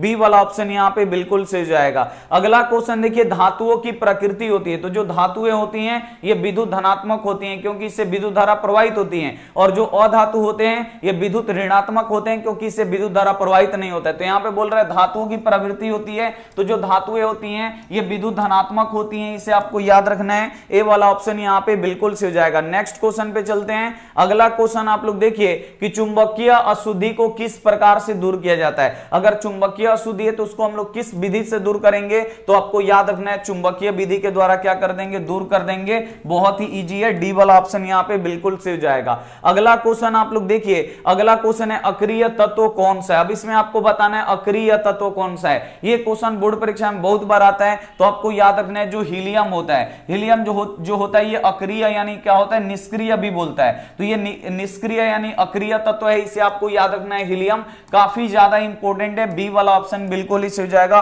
सभी क्वेश्चन को आपको याद रखना है। अगला क्वेश्चन देखिए, एल्कीन का यहां पे सामान्य सूत्र क्या होता है? एक होता है एल्केन, दूसरा होता है एल्कीन और तीसरा होता है एल्काइन। तो आपको याद रखना है जो एल्केन होता है ये होता है CnH2n और +2 होता है, इसे आपको याद रखना है, माइनस करते जाना है। अब इसमें से 2 घटाना है तो CnH2n और यहां पे -2, इसमें से 2 घटाएंगे तो ये इसमें से अगर हम 2 घटाएंगे तो 2 में से 2 घट जाएगा, यानी यहां पे क्या बचेगा? केवल CnH2n। अब इसमें से भी अब आपको 2 घटाने हैं, CnH2n, यहां पे देखिए CnH2n -2, तो ये क्या हो गया? हम तीनों फॉर्मूला लिख दिए। CnH2n +2 ये एल्केन का होता है, CnH2n खाली किसका होता है? एल्कीन का होता है, और CnH2n -2 ये किसका होता है? एल्काइन का होता है, इसे आपको याद रखना है। तो यहां पे बोल रहा है एल्कीन यानी एल्केन, उसके बाद एल्कीन होता है दूसरा नंबर वाला, तो क्या होगा हमारा? CnH2n होगा। आपको याद रखना है कहां पे? ए वाला ऑप्शन ही क्या है? बिल्कुल एकदम राइट आंसर है, CnH2n हमारा बिल्कुल राइट आंसर हो जाएगा। और CnH2n +2 ये एल्केन का है और CnH2n -2 ये एल्काइन का होता है, इसे आपको याद रखना है। अगला क्वेश्चन आप लोग देखिए, इंपॉर्टेंट क्वेश्चन था। अगला क्वेश्चन है यहां पे कि अपमार्जक बनाने में प्रयोग होता है, यानी जो अपमार्जक हम लोग बनाते हैं तो अपमार्जक बनाने में किसका उपयोग करते हैं? तो अपमार्जक बनाने में आपको याद रखना है एल्कोहल का प्रयोग करते हैं। यहां पे सी वाला ऑप्शन क्या हो जाएगा? बिल्कुल एकदम सही हो जाएगा। अगला क्वेश्चन आप लोग देखिए, अंडाणु का निषेचित होता है, यानी जो अंडाणु है ये कहां पे निषेचित होता है? तो ये फैलोपियन नलिका में निषेचित होता है, इसे आपको याद रखना। और स्त्रियों में अंडाशय की संख्या कितनी होती है? तो स्त्रियों में अंडाशय की संख्या 2 होती है, इसे आपको याद रखना है। नेक्स्ट क्वेश्चन आप लोग देखिए, श्वसन की क्रिया होती है। श्वसन की क्रिया बाबू कहां पे होता है? तो आपको याद रखना है कि जो श्वसन की क्रिया होता है ये माइटोकॉन्ड्रिया में होता है, इसे आपको याद रखना है। बी वाला ऑप्शन बिल्कुल से हो जाएगा। और जो माइटोकॉन्ड्रिया है इसे हम लोग ऊर्जा गृह भी बोलते हैं, इसे आपको याद रखना है। अगला क्वेश्चन आप लोग देखिए, एक स्वस्थ मनुष्य के प्रांकुंचन एवं अनुशीतलन दाब कितना होता है? तो जो अनुशीतलन दाब होता है बाबू मेरे, आपको याद रखना है, औ से अनुशीतलन, औ से 80, और प्रांकुंचन अब कितना हो जाएगा? 120, यानी एक आदमी का कितना होता है? बीपी यानी ब्लड प्रेशर कितना होता है? 120/80 mmHg होता है, इसे आपको याद रखना है। ठीक है, ए वाला ऑप्शन यहां पे क्या हो जाएगा? बिल्कुल एकदम 100% राइट हो जाएगा। अगला क्वेश्चन आप लोग देखिए, अगला क्वेश्चन है पत्तियों का मुरझाना किस पादप हार्मोन के कारण से होता है? तो आपको याद रखना है एब्सिसिक अम्ल के कारण पेड़ पौधों की पत्तियां झड़ जाती हैं, मुरझा जाती हैं, इसे आपको याद रखना है। नेक्स्ट क्वेश्चन आप लोग देखिए, अगला क्वेश्चन है कि कौन सा पादप हार्मोन फल को नियंत्रित या बेचने के द्वारा उपयोग किया जाता है? तो यहां पर देखिए कौन सा हार्मोन का उपयोग बाबू फलों को बेचने में करते हैं? उसको पकाने में। तो कौन सा हार्मोन के द्वारा फल बाबू पकता है? तो आपको याद रखना है एथिलीन, आपको याद रखना है। एथिलीन के द्वारा क्या होता है? जो फल है बाबू मेरे पकते हैं, इसे आपको याद रखना है, व्यापारी लोग खूब इस्तेमाल करता है। अगला यहां पे आप लोग देखिए, अगला क्वेश्चन है कार्बनिक यौगिक में कार्बन की संयोजकता कितनी होती है? तो कार्बन कैसा है बाबू? अधातु होता है। कार्बन का परमाणु संख्या 6 और इसका जो परमाणु इलेक्ट्रॉनिक विन्यास निकालेंगे तो पहली कक्षा में 2 और अंतिम कक्षा में यहां पे 4 इलेक्ट्रॉन। तो जो ये 4 इलेक्ट्रॉन है यही कार्बन के क्या होते हैं? संयोजकता होती है, इसे आपको याद रखना है। तो कार्बन की संयोजकता कितनी होती है? तो कार्बन की संयोजकता 4 होती है, इसे आपको याद रखना है। बी वाला ऑप्शन यहां पे बिल्कुल ही हो जाएगा। नेक्स्ट क्वेश्चन आप लोग देखिए, अगला यहां पे क्वेश्चन है कि एड्स रोग का प्रमुख कारण है। एड्स रोग के प्रमुख कारण क्या है? तो आपको याद रखना है असुरक्षित यौन संपर्क से क्या होता है? एड्स होता है, इसे आपको याद रखना है। और जो एड्स होता है ये वायरस के कारण से होता है, इसे भी साथ में आपको याद रखना है। अगला क्वेश्चन आप लोग देखिए, अगला क्वेश्चन है प्रकृति में ऊर्जा का मुख्य स्रोत क्या है? तो प्रकृति में बाबू ऊर्जा का मुख्य स्रोत क्या है? तो आपको याद रखना है प्राकृतिक में ऊर्जा का मुख्य स्रोत सूर्य है, या पृथ्वी पे, ऐसे क्वेश्चन ये भी दे देता है कि पृथ्वी पे ऊर्जा का मुख्य स्रोत क्या है? तो पृथ्वी पे ऊर्जा का मुख्य स्रोत क्या है? सूर्य है, इसे आपको यहां पे याद रखना है। अगला यहां पे क्वेश्चन है वे पदार्थ जो जैविक प्रक्रम के द्वारा अपघटित हो जाते हैं, इसे आपको याद रखना है। यानी वे पदार्थ जो सड़ गल जाते हैं उसे हम लोग क्या बोलते हैं? जैव निम्नकरणीय बोलते हैं, और जो सड़ते गलते नहीं है उसे अजैव निम्नकरणीय बोलते हैं या अजैव कारक बोलते हैं, इसे आपको याद रखना है। अगला क्वेश्चन देखिए, आममीटर से किसे मापा जाता है? आममीटर बोलिए, या इसका दूसरा नाम है एमीटर। इससे हम क्या मापते हैं? तो विद्युत धारा को मापते हैं, इसे आपको याद रखना है। ए वाला ऑप्शन यहां पे बिल्कुल इसे हो जाएगा। नेक्स्ट क्वेश्चन आप लोग देखिए, अगला यहां पे क्वेश्चन है कि वह उपकरण जो विद्युत ऊर्जा को यांत्रिक ऊर्जा में बदलता है, यानी उसको विद्युत ऊर्जा दिया जाएगा तो हमको यांत्रिक ऊर्जा देगा। यानी उसको, जैसे मोटर हो गया, मोटर को हम इलेक्ट्रिसिटी देंगे तो क्या करेगा? हमको पानी निकाल के देता है। तो यहां पे जो मोटर होता है, विद्युत मोटर, ये विद्युत ऊर्जा को यांत्रिक ऊर्जा में बदलता है, इसे आपको याद रखना है। बी वाला ऑप्शन यहाँ पे बिल्कुल से हो जाएगा। अगला क्वेश्चन आप लोग देखिए, अगला क्वेश्चन है निकट दृष्टि दोष को निम्नलिखित में से किस लेंस के द्वारा हटाया जाता है। अगर किसी को निकट दृष्टि दोष हो गया तो कौन सा लेंस लगा के उसे हटाते हैं, तो आपको याद रखना है निकट दृष्टि दोष में अवतल लेंस लगाते हैं और दूर दृष्टि दोष में आपको उत्तल लेंस लगाते हैं, इसे आपको याद रखना है। अगला क्वेश्चन आप लोग देखिए, अगला क्वेश्चन है पौधों में जनन अंग कहां पे पाए जाते हैं। तो पौधों में जनन अंग कहां पे पाए जाते हैं, पुष्पों में पाए जाते हैं, फूलों में पाए जाते हैं, इसे आपको याद रखना है। अगला यहां पे क्वेश्चन है, अगला क्वेश्चन है परिस्थितिक तंत्र में ऊर्जा का प्रवाह किस दिशा में होता है। तो ये भी क्वेश्चन इंपॉर्टेंट है कि जो परिस्थितिक तंत्र होता है उसमें ऊर्जा का जो प्रवाह होता है ये एक दिशीय होता है, इसे आपको याद रखना है। कैसा होता है, एक दिशीय होता है, इसे आपको याद रखना है। सभी इंपॉर्टेंट क्वेश्चन है, बिल्कुल आप लोग शुरू से लेकर अंत तक पढ़िए। अगला क्वेश्चन है ओजोन परत पाया जाता है। तो जो ओजोन परत होता है ये वायुमंडल की ऊपरी सतह में पाया जाता है, इसे आपको याद रखना है। तो यहां पे दिया वायुमंडल में की ऊपरी सतह में। अगर ये ऑप्शन नहीं देगा, अगर यहां पे देगा स्ट्रेटोस्फीयर, तो आपको याद रखना है स्ट्रेटोस्फीयर में जो ओजोन परत होता है बाबू ये में पाया जाता है, इसे आपको याद रखना है। अगला क्वेश्चन देखिए, दाढ़ी बनाने वाला दर्पण कौन सा है, या दाढ़ी बनाने में किस दर्पण का उपयोग करते हैं, हजामत बनाने में किसका उपयोग करते हैं, तो आपको याद रखना है अवतल दर्पण का प्रयोग करते हैं। और अवतल दर्पण का उपयोग डॉक्टरी क्षेत्रों में यानी चिकित्सा क्षेत्रों में भी करते हैं, इसे आपको याद रखना है। अगला क्वेश्चन है प्रकाश के परावर्तन के कितने नियम होते हैं। तो प्रकाश के परावर्तन के कितने नियम होते हैं, 2 नियम होते हैं। और प्रकाश के अपवर्तन के भी कितने नियम होते हैं, तो प्रकाश के अपवर्तन के भी 2 ही नियम होते हैं, इसे आपको याद रखना है। अगला क्वेश्चन देखिए, दंत विशेषज्ञ किस दर्पण का उपयोग मरीजों के दांतों का बड़ा प्रतिबिंब देखने में करते हैं। अब दंत विशेषज्ञ यानी क्या हो गया बाबू, दांत का डॉक्टर किस दर्पण का प्रयोग करेगा, तो आपको बताएं दांत देखना हो, गला देखना हो, नाक देखना हो, कान देखना हो, किस दर्पण का उपयोग होगा, तो अवतल दर्पण का उपयोग होगा, इसे आपको याद रखना है। बी वाला ऑप्शन यहां पे बिल्कुल एकदम सही हो जाएगा। अगला क्वेश्चन आप लोग देखिए, अगला क्वेश्चन है किस दर्पण में केवल आभासी यानी काल्पनिक प्रतिबिंब बनता है। और ये इंपॉर्टेंट क्वेश्चन है कि किस दर्पण में केवल काल्पनिक प्रतिबिंब बनता है, तो आपको याद रखना है कि जो समतल है इसमें भी काल्पनिक प्रतिबिंब बनता है, क्योंकि इसमें भी सीधा प्रतिबिंब बनता है। उत्तल में भी सीधा प्रतिबिंब बनता है, इसमें भी काल्पनिक बनता है। और जो अवतल होता है इसमें दोनों बनता है, वास्तविक और काल्पनिक दोनों बनता है। तो इसमें बोल रहा है केवल आभासी यानी केवल काल्पनिक प्रतिबिंब किस में बनता है, तो समतल में भी काल्पनिक बनता है और उत्तल में भी काल्पनिक बनता है। तो यहां पे डी ऑप्शन दिया है, समतल और उत्तल, तो इसी पे आपको क्या करना है, टिक करना है। ठीक है, नेक्स्ट क्वेश्चन आप लोग देखिए। अगला यहां पे क्वेश्चन है प्रकाश तरंग का उदाहरण है। तो प्रकाश कैसा तरंग का उदाहरण है, तो जो प्रकाश है ये विद्युत चुंबकीय तरंग है, इसे आपको याद रखना है। बी वाला ऑप्शन यहां पे बिल्कुल ही हो जाएगा। अगला क्वेश्चन आप लोग देखिए कि समतल दर्पण में प्रतिबिंबों की प्रकृति क्या होती है। तो समतल दर्पण में कैसा बाबू प्रतिबिंब बनता है, तो समतल दर्पण में आपको याद रखना है काल्पनिक, सीधा और वस्तु के बराबर बनता है, इसे आपको याद रखना है। तो काल्पनिक का मतलब क्या हुआ, आभासी। वास्तविक वास्तविक दे रहा है तो वास्तविक नहीं होगा, आभासी तथा बराबर। आभासी बनेगा यानी काल्पनिक बनेगा और वस्तु के बराबर बनता है प्रतिबिंब का ये समतल दर्पण में। डी वाला ऑप्शन यहां पे बिल्कुल से हो जाएगा। अगला क्वेश्चन आप लोग देखिए, अगला क्वेश्चन है सोलर कुकर में किस दर्पण का प्रयोग करते हैं, इंपॉर्टेंट क्वेश्चन। तो जो सोलर कुकर होता है इसमें किस दर्पण का प्रयोग करते हैं, अवतल दर्पण का प्रयोग करते हैं। बी वाला ऑप्शन यहां पे बिल्कुल से हो जाएगा। अगला क्वेश्चन आप लोग देखिए, फटाफट हम लोग पढ़ते हैं। अगला क्वेश्चन है सर्च लाइट का परावर्तक सतह क्या होता है। तो सर्च लाइट का जो परावर्तक सतह होता है ये भी अवतल दर्पण होता है। बी वाला ऑप्शन यहां पे बिल्कुल से हो जाएगा। अगला क्वेश्चन देखिए कि प्रकाश के परावर्तन का नियम इसमें से कौन सा होता है। तो जो प्रकाश का परावर्तन का नियम होता है ये आपतन कोण जो होता है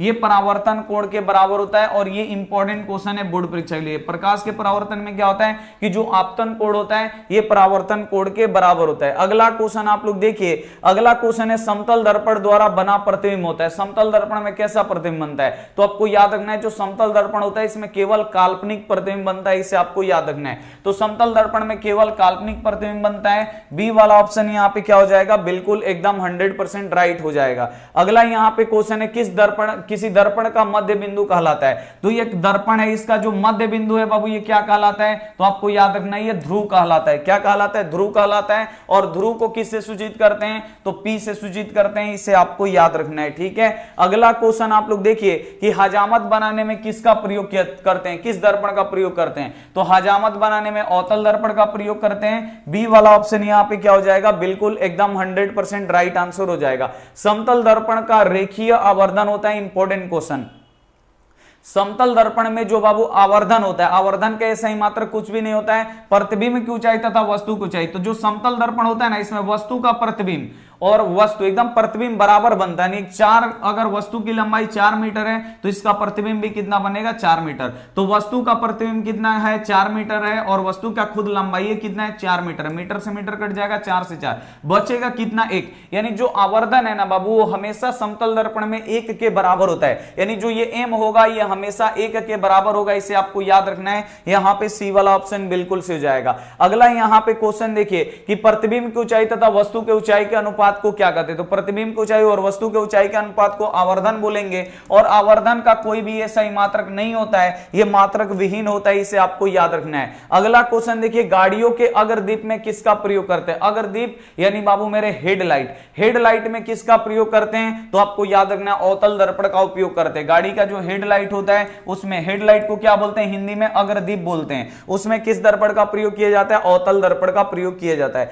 अगला क्वेश्चन है दर्पण के यहां पे दर्पण के प्रयोगों में सभी दूरी को मापा जाता है। तो दर्पण का अगर हम लोग प्रयोग कर रहे हैं तो उसकी दूरी जो होता है बाबू हम लोग कहां से मापते हैं तो दर्पण के ध्रुव से मापते हैं। इसे आपको याद रखना है, इंपॉर्टेंट क्वेश्चन है। तो दर्पण के ध्रुव से हम लोग सभी दूरियों को मापते हैं। ए वाला ऑप्शन यहां पे क्या हो जाएगा बिल्कुल एकदम सही हो जाएगा। अगला क्वेश्चन आप लोग देखिए, अगला क्वेश्चन है गोलीय दर्पण का जिसका दृष्टि क्षेत्र बहुत विस्तृत होता है। अब आपको बताना है कि कौन सा गोलीय दर्पण है जिसका दृष्टि क्षेत्र यानी जो कैप्चर करने की एबिलिटी होती है वो सबसे बड़ा है। तो किसका दृष्टि क्षेत्र बाबू विस्तृत यानी बड़ा है। तो आपको याद रखना है जो उत्तल दर्पण होता है इसका जो दृष्टि क्षेत्र होता है ये बड़ा होता है और जो अवतल दर्पण होता है इसका जो यहां पे आपका जो दृष्टि क्षेत्र होता है वो क्या होता है कम होता है। इसे आपको याद रखना है, ठीक है। अगला क्वेश्चन आप लोग देखिए, अगला क्वेश्चन है कि कार्बन डाइऑक्साइड यानी CO2 क्या है। तो CO2 एक वो गैस है लेकिन गैस होते हुए भी क्या है बाबू ये अम्लीय होता है। इसे आपको याद रखना है, ए वाला ऑप्शन बिल्कुल इसे हो जाएगा। अगला क्वेश्चन आप लोग देखिए अधातु के ऑक्साइड होते हैं। तो अधातु के ऑक्साइड कैसे होते हैं अम्लीय होते हैं, इसे आपको याद रखना है, इंपॉर्टेंट क्वेश्चन है। और जो धातु होते हैं धातु के ऑक्साइड कैसे होते हैं तो आपको याद रखना है क्षारीय होते हैं, इंपॉर्टेंट क्वेश्चन है। अगला क्वेश्चन आप लोग देखिए, अगला क्वेश्चन है कॉपर पायराइड किसका अयस्क है। तो कॉपर पायराइड नामे में कॉपर है, आपको याद रखना है। कॉपर को क्या बोलते हैं तांबा बोलते हैं, इसे आपको याद रखना है। तो कॉपर पायराइड किसका अयस्क है तो आपको याद रखना है तांबा का अयस्क है। यहां पे ए वाला ऑप्शन बिल्कुल से हो जाएगा। आज हम नहीं समझा रहे क्योंकि हम लोगों को 500 कैसे भी करके आज क्वेश्चन को खत्म करना है, ठीक है। और आप लोग अगर पढ़े रहिएगा बाबू तो यही सब क्वेश्चन में से आपके फाइनल बोर्ड परीक्षा में आएगा, ठीक है। मजाक नहीं कर रहे हैं, हकीकत है। आप लोग एकदम मन लगा के पढ़ाई करिए, सभी क्वेश्चन आपको याद रखना है।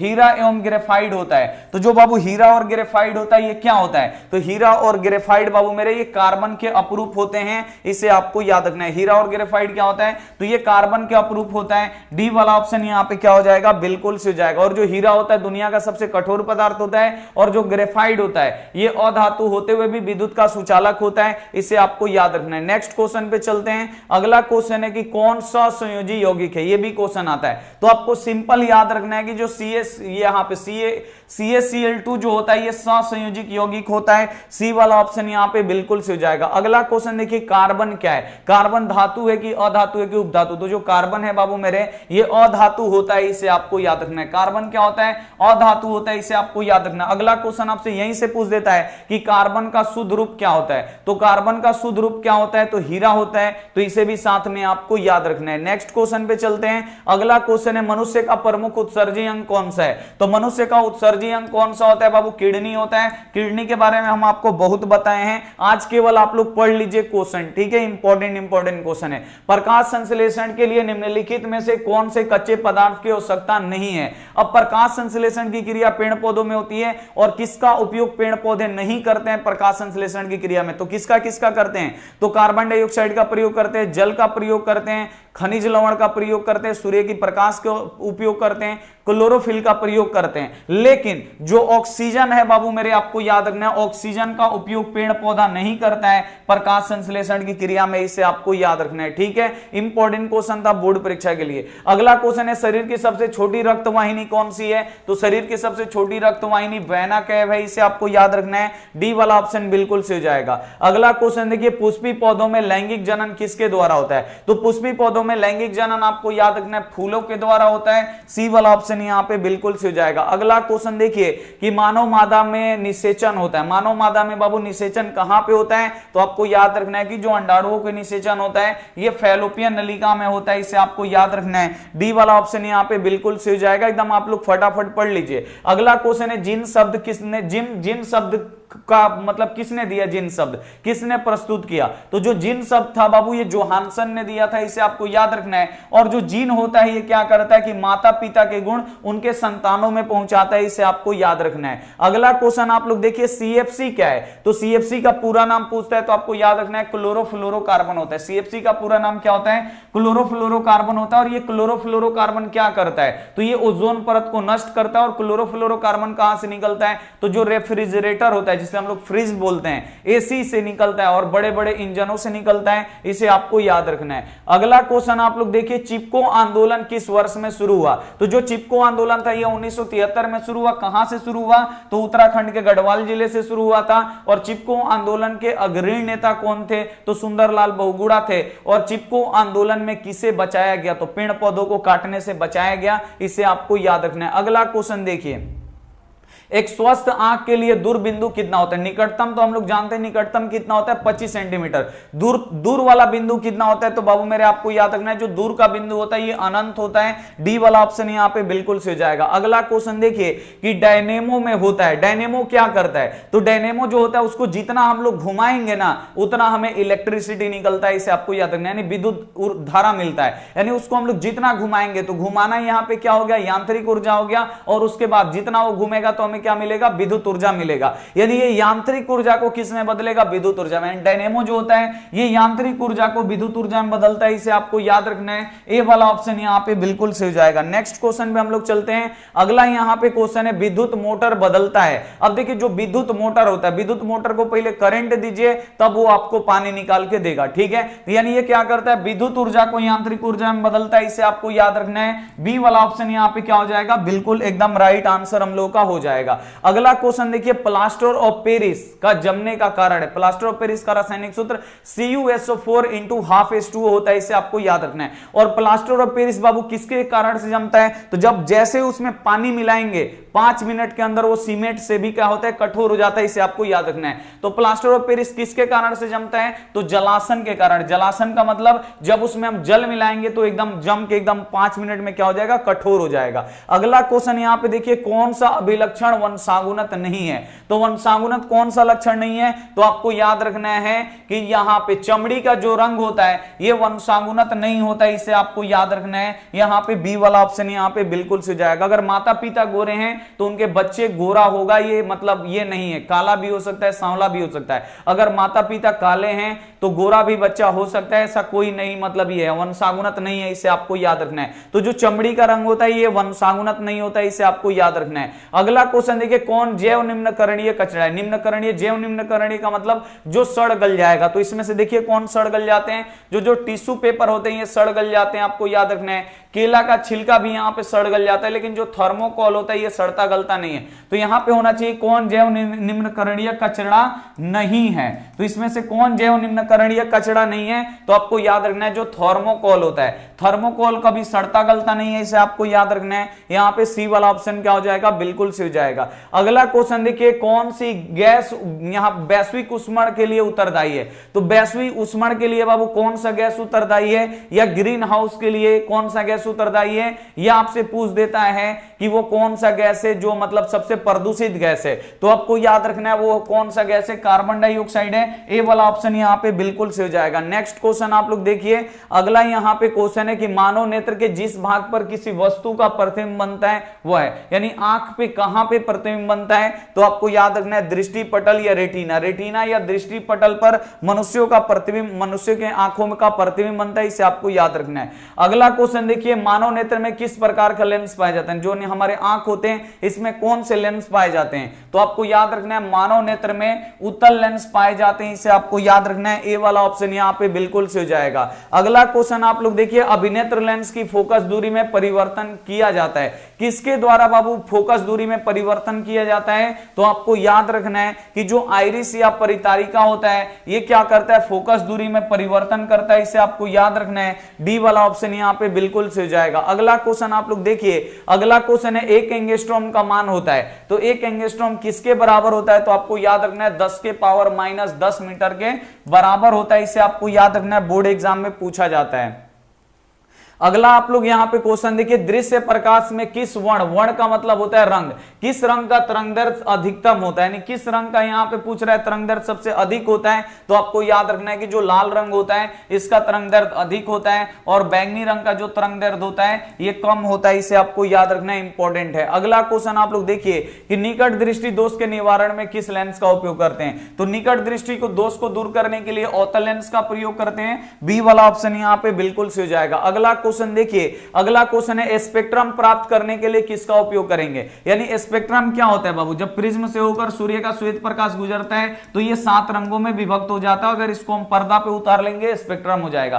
तो स्पेक्ट्रम बाबू किससे बनता है? तो हमें प्रिज्म की जरूरत पड़ेगी स्पेक्ट्रम बनाने के लिए। इसे आपको याद रखना है। तो स्पेक्ट्रम किससे बनता है? तो आपको याद रखना है प्रिज्म से बनता है। डी वाला ऑप्शन यहां पे बिल्कुल से हो जाएगा। अगला क्वेश्चन आप लोग देखिए कि जो नेत्र निकट की वस्तु को साफ नहीं देख सकता उसे कौन सा नेत्र में दोष हुआ है? तो देखिए जब निकट की वस्तु दिखाई नहीं देता है तो बच्चा समझेगा निकट दृष्टि दोष, लेकिन होता ही उल्टा, निकट का दिखाई नहीं देता है तो क्या होता है? दूर दृष्टि दोष होता है। इसे आपको याद रखना है। कौन सा दृष्टि दोष हुआ है? दूर दृष्टि दोष हुआ है। इसे आपको याद रखना है। ए वाला ऑप्शन यहां पे बिल्कुल से हो जाएगा। अगला क्वेश्चन देखिए, श्वेत प्रकाश जो होता है ये कितने रंगों के मेल से बना होता है? तो श्वेत प्रकाश में बाबू कितना रंग होता है? तो श्वेत प्रकाश में 7 गो रंग होता है। इसे आपको याद रखना है। और जो सूर्य का प्रकाश भी होता है ये भी श्वेत प्रकाश होता है। ये भी 7 रंगों से मिलकर बना होता है। अगला क्वेश्चन है, जब सूर्य का प्रकाश वायुमंडल से होकर गुजरता है तो वायुमंडल के सूक्ष्म कण किसी प्रकाश को अधिक प्रबलता से प्रकीर्णित करता है। उसे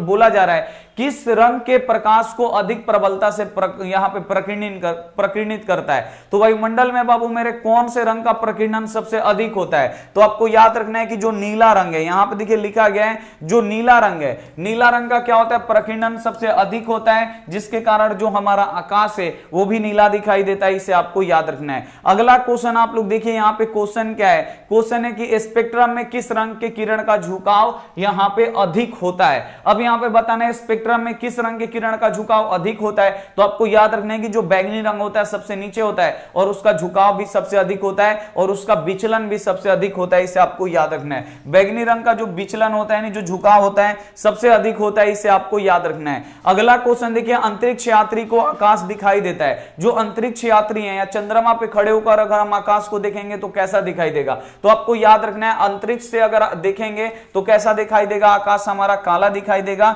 डी वाला ऑप्शन यहां पे बिल्कुल से हो जाएगा। नेक्स्ट क्वेश्चन आप लोग देखिए, अगला क्वेश्चन है आकाश का रंग नीला होने का क्या कारण है? आकाश हमारा नीला क्यों दिखाई देता है? तो ये प्रकीर्णन के कारण से दिखाई देता है। इसे आपको याद रखना है। सी वाला ऑप्शन बिल्कुल से हो जाएगा। नेक्स्ट क्वेश्चन आप लोग देखिए, अगला क्वेश्चन है प्रकाश के किस रंग का प्रकीर्णन सबसे कम होता है? ये भी क्वेश्चन आता है कि किस रंग का प्रकीर्णन अधिक होता है, किस रंग का प्रकीर्णन कम होता है? तो नीला रंग का प्रकीर्णन अधिक होता है और लाल रंग का जो प्रकीर्णन होता है ये सबसे कम होता है। यहां पे यही पूछा गया है किस रंग का प्रकीर्णन कम होता है? तो लाल रंग का प्रकीर्णन कम होता है। इसे आपको याद रखना है। अगला क्वेश्चन आप लोग देखिए, किस रंग का प्रकाश का तरंगदैर्ध्य सबसे कम होता है?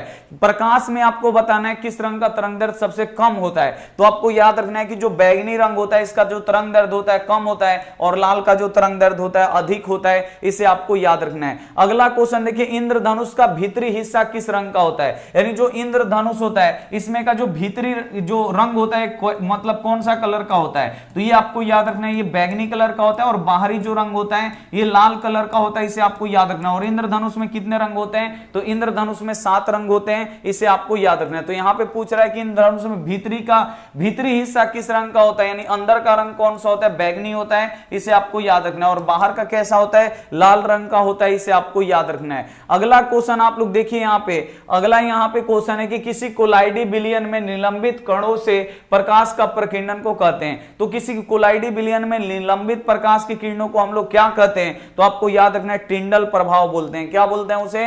टिंडल प्रभाव बोलते हैं। सी वाला ऑप्शन यहाँ पे बिल्कुल सही हो जाएगा।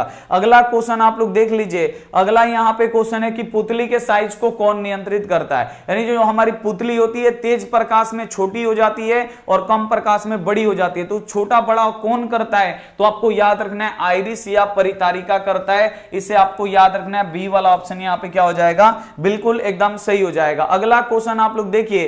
अगला क्वेश्चन है दीर्घ दृष्टि दोष के उपचार के लिए किस लेंस का उपयोग करते हैं, तो दूर दृष्टि दोष को ठीक करने के लिए उत्तल लेंस का प्रयोग करते हैं और निकट दृष्टि दोष को ठीक करने के लिए किसका करते हैं, तो आपको याद रखना है अवतल लेंस का करते हैं। अगला क्वेश्चन आप लोग देखिए कि तरंग दैर्ध्य को सामान्यतः व्यक्त किया जाता है, जो तरंग दैर्ध्य होता है उसको हम लोग किस में मापते हैं, तो आपको याद रखना है कि जो तरंग दैर्ध्य होता है इसे हम लोग एंगस्ट्रॉम में मापते हैं, इसे आपको याद रखना है। और एक एंगस्ट्रॉम का जो संकेत होता है ये ऐसे होता है, इसे आपको याद रखना है। अगला क्वेश्चन आप लोग देखिए निम्नलिखित में से कौन नेत्र का रंगीन भाग है। बोर्ड एग्जाम में बाबू मेरे आता है कि नेत्र का रंगीन भाग कौन सा होता है। किसी का आंख आप लोग देखे होंगे काला होता है, किसी का नीला होता है और किसी का यहां पे कैसा होता है काला नीला, और किसी का भूरा आंख होता है तो उसे हम लोग बोलते हैं भूरा।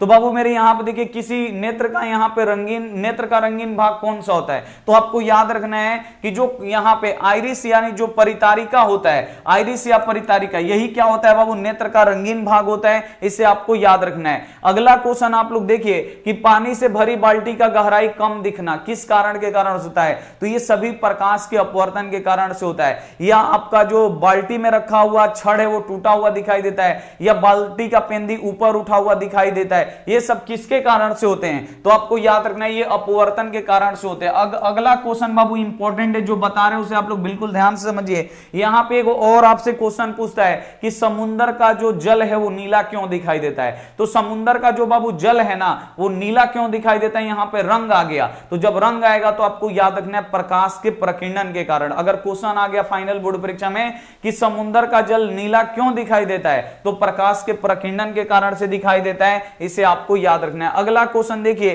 कि एक साधारण प्रिज्म कितने सतहों से घिरा होता है, तो साधारण प्रिज्म बाबू कितने सतहों से घिरा होता है, तो 5 सतहों से घिरा होता है, इसे आपको याद रखना है। इंपॉर्टेंट क्वेश्चन है बोर्ड एग्जाम के लिए, ठीक है। और प्रिज्म का अपवर्तन कोण कितने डिग्री का होता है, तो 60 डिग्री का होता है, इसे आपको याद रखना है। अगला क्वेश्चन आप लोग देखिए। अगला क्वेश्चन है विद्युत परिपथ में वोल्ट मीटर को किस क्रम में जोड़ते हैं, ए मीटर को किस क्रम में जोड़ते हैं, वोल्ट मीटर को किस क्रम में जोड़ते हैं, आते रहता है। तो ए मीटर को श्रेणी क्रम में जोड़ते हैं और वोल्ट मीटर को समानांतर क्रम में जोड़ते हैं। तो यहां पे वोल्ट मीटर दिया है तो वोल्ट मीटर को हम लोग समानांतर क्रम में जोड़ेंगे।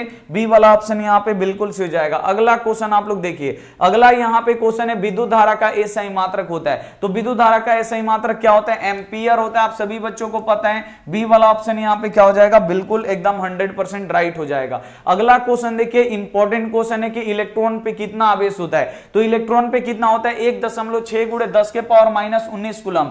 इसे आपको याद रखना है, बोर्ड एग्जाम 2024 में ये 100% दिखाई देगा, ठीक है। अगला क्वेश्चन आप लोग देखिए। अगला क्वेश्चन है कि किसी चालक का प्रतिरोधकता का एसआई मात्रक है, प्रतिरोध का एसआई मात्रक ओम होता है, प्रतिरोध का एसआई मात्रक ओम होता है, लेकिन यहां पे प्रतिरोधकता बोल रहा है। किसी चालक के प्रतिरोधकता का एसआई मात्रक क्या होता है, तो प्रतिरोधकता का एसआई मात्रक ओम मीटर होता है, इसे आपको याद रखना है। बी वाला ऑप्शन बिल्कुल सही हो जाएगा। अगला क्वेश्चन आप लोग देखिए। अगला क्वेश्चन है ओम के नियम का सूत्र है बाबू, ओम के नियम का सूत्र क्या होता है, तो ओम के नियम का सूत्र होता है V = IR, इसे आपको याद रखना है। और ओम के नियम में किसका मान अचर होता है, तो जो ताप होता है उसका मान अचर होता है। V = IR कहां पे, ये रहा हमारा सी वाला ऑप्शन क्या हो जाएगा, बिल्कुल एकदम सही हो जाएगा। अगला क्वेश्चन देखिए कि एक कूलम आवेश में प्रोटोनों से बनता है। अब आपको बताना है एक कूलम आवेश में कितने प्रोटोनों से बनता है, तो आपको याद रखना है 6.5 गुणे यहां पे प्रोटॉन यहां पे पूछा है 6.5 गुणे 10 के पावर यहां पे -18, आपको याद रखना है। सी वाला ऑप्शन यहां पे बिल्कुल सही जाएगा। इलेक्ट्रॉन नहीं पूछा है, प्रोटॉन पूछा है। अगला क्वेश्चन यहां पे देखिए। अगला क्वेश्चन है यहां पे कि किसी चालक के छोरों का विभवांतर भी प्रतिरोध यहां पे आर है, तो उसमें प्रवाहित धारा आई के बीच में क्या संबंध होता है, तो आपको याद रखना है V = IR होता है और इसे ही ओम का नियम बोलते हैं। तो इसमें V = IR दिया है, नहीं दिया है। तो अब हम क्या करेंगे बाबू मेरे, यहां से हम क्या करेंगे यहां से हम आई का मान, इसमें ये गुणा कर रहे हैं ना, तो इसको हम लोग क्या करेंगे, इधर भेज देंगे। तो ये गुणा कर रहा है, इधर आके भाग करेगा, v बटा आई बराबर क्या हो जाएगा, r, यानी r बराबर क्या होता है, v बटा आई। ये भी दिया है r बराबर, यहां पे देखिए r बराबर v बटा आई, यहां पे दिया, ये दिया है r बराबर ये क्या है, v बटा आई है। तो ऐसे भी लिख सकते हैं v equal to I R, I को इधर भेजेंगे तो ये क्या हो जाएगा बाबू हमारा, यहां पे ये हो जाएगा v, r बराबर क्या हो जाएगा, v बटा आई हो जाएगा। यहां पे दिया हुआ है सी ऑप्शन, सी ऑप्शन हमारा बिल्कुल एकदम राइट आंसर हो जाएगा। अगला यहां पे क्वेश्चन है कि निम्नलिखित में से कौन सा पद विद्युत परिपथ में विद्युत शक्ति को निरूपित नहीं करता है। तो विद्युत परिपथ में विद्युत शक्ति को कौन निरूपित नहीं करता है, तो आई आर स्क्वायर नहीं करता है। इसे आपको याद रखना है, बोर्ड एग्जाम में बहुत आता है, इसे एकदम 100% आपको याद रखना है। अगला क्वेश्चन आप लोग देखिए कि विद्युत फ्यूज विद्युत धारा के किस प्रभाव पे काम करता है। यह भी बोर्ड एग्जाम के लिए इंपॉर्टेंट है कि जो विद्युत फ्यूज है ये विद्युत धारा के किस सिद्धांत पे काम करता है, तो ये उष्मीय सिद्धांत पे काम करता है, इसे आपको याद रखना है। और विद्युत फ्यूज किससे बना होता है, तो कॉपर और टिन से बना होता है, जिसका प्रतिरोध अधिक और गलनांक क्या होता है, कम होता है, इसे आपको याद रखना है। ठीक है, अगला क्वेश्चन आप लोग देखिए, अगला क्वेश्चन है 1 किलोवाट घंटा निम्नलिखित में से किसके बराबर होता है। तो 1 किलोवाट घंटा किसके बराबर होता है, तो 3.6 आपको याद रखना है, 3.6 गुणे 10 के पावर 6 जूल के बराबर होता है। सी वाला ऑप्शन यहां पे बिल्कुल सही हो जाएगा। अगला क्वेश्चन आप लोग देखिए, अगला क्वेश्चन है जब किसी चालक तार से विद्युत धारा प्रवाहित होता है तब उसमें गतिशील कण कौन सा होता है। सभी बच्चों को पता है कि जब इलेक्ट्रिसिटी प्रवाहित होता है तो उसमें गति कौन करता है बाबू मेरे, इलेक्ट्रॉन करता है। अगला क्वेश्चन आप लोग देखिए, अगला यहां पे क्वेश्चन है विद्युत बल्ब की तंतु यानी फिलामेंट किसका बना होता है। तो विद्युत बल्ब का जो फिलामेंट होता है किसका बना होता है, तो ये टंगस्टन का बना होता है, इसे आपको याद रखना है। सी वाला ऑप्शन यहां पे बिल्कुल सही हो जाएगा। अगला क्वेश्चन देखिए, 1 वोल्ट बराबर होता है, यानी 1 वोल्ट कहलाता है या 1 वोल्ट किसके बराबर होता है, तो V इक्वल टू क्या होता है, J/C होता है, यानी जूल प्रति कूलम्ब होता है, इसे आपको याद रखना है। 1 वोल्ट किसके बराबर होता है, तो 1 जूल प्रति सेकंड के बराबर होता है, इसे आपको याद रखना है। ए वाला ऑप्शन यहां पे जूल, 1 जूल प्रति कूलम्ब, सेकंड बोल रहे हैं, 1 जूल प्रति कूलम्ब के बराबर होता है। यहां पे क्या हो जाएगा, बी वाला ऑप्शन यहां पे बिल्कुल सही हो जाएगा। ठीक है, नेक्स्ट क्वेश्चन पे हम लोग चलते हैं। अगला क्वेश्चन है बाबू, धारा मापने में किसका उपयोग करते हैं। इलेक्ट्रिसिटी को अगर धारा को मापना है तो किसका उपयोग करेंगे, तो ए मीटर का करेंगे, नहीं तो आ मीटर का प्रयोग करेंगे, इसे आपको याद रखना है। अगला क्वेश्चन आप लोग देखिए, अगला क्वेश्चन है कि प्रतिरोध का एसआई मात्रक क्या होता है। सभी बच्चों को पता है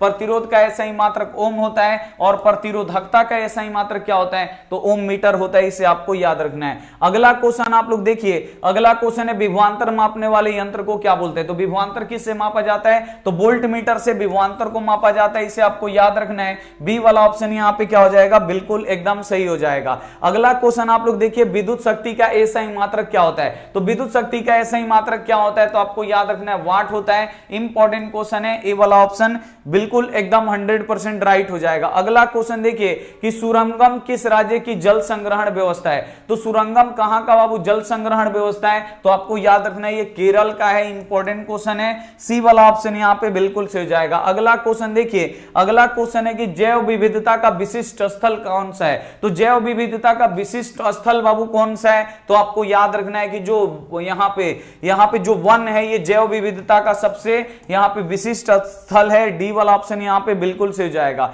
अगला क्वेश्चन आप लोग देखिए कि निम्नलिखित में से कौन पर्यावरण के अनुकूल नहीं है, यानी पर्यावरण के अनुकूल यानी पर्यावरण के अनुसार कौन सा नहीं है, तो आपको याद रखना है मोटरसाइकिल से चलना। अगर हम मोटरसाइकिल से चलेंगे तो ये पर्यावरण के अनुकूल नहीं है, क्योंकि मोटरसाइकिल जब चलाएंगे तो इससे धुआं निकलेगा और ये पर्यावरण को हानि पहुंचाता है, इसे आपको याद रखना है। अगला क्वेश्चन आप लोग देखिए, यहाँ पे अगला क्वेश्चन जो है कि निम्नलिखित में से कौन बौने पौधे को दर्शाता है, यानी कौन छोटे पौधे को दर्शाता है, तो आपको याद रखना है दोनों छोटा टी ये बौने पौधे को दर्शाता है। अगला क्वेश्चन आप लोग देखिए, अगला क्वेश्चन है कि पादपों में पाए जाने वाला वृद्धि हार्मोन निम्नलिखित में से कौन सा है। तो पादप में दो वृद्धि हार्मोन होता है, ऑक्सिन और दूसरा जिब्रेलिन, आपको याद रखना है। तो इसमें ऑक्सिन नहीं दिया है लेकिन जिब्रेलिन दिया है, तो जिब्रेलिन पे हम लोग टिक करेंगे। ए वाला ऑप्शन यहां पे बिल्कुल सही जाएगा। अगला क्वेश्चन देखिए कि मेरु रज्जु निकलता है, तो मेरु रज्जु बाबू कहां से निकलता है, तो आपको याद रखना है ये यहां पे मेरु रज्जु कहां से निकलता है, तो ये मेडुला से निकलता है, इसे आपको याद रखना है। यहां पे डी वाला ऑप्शन बिल्कुल सही हो जाएगा।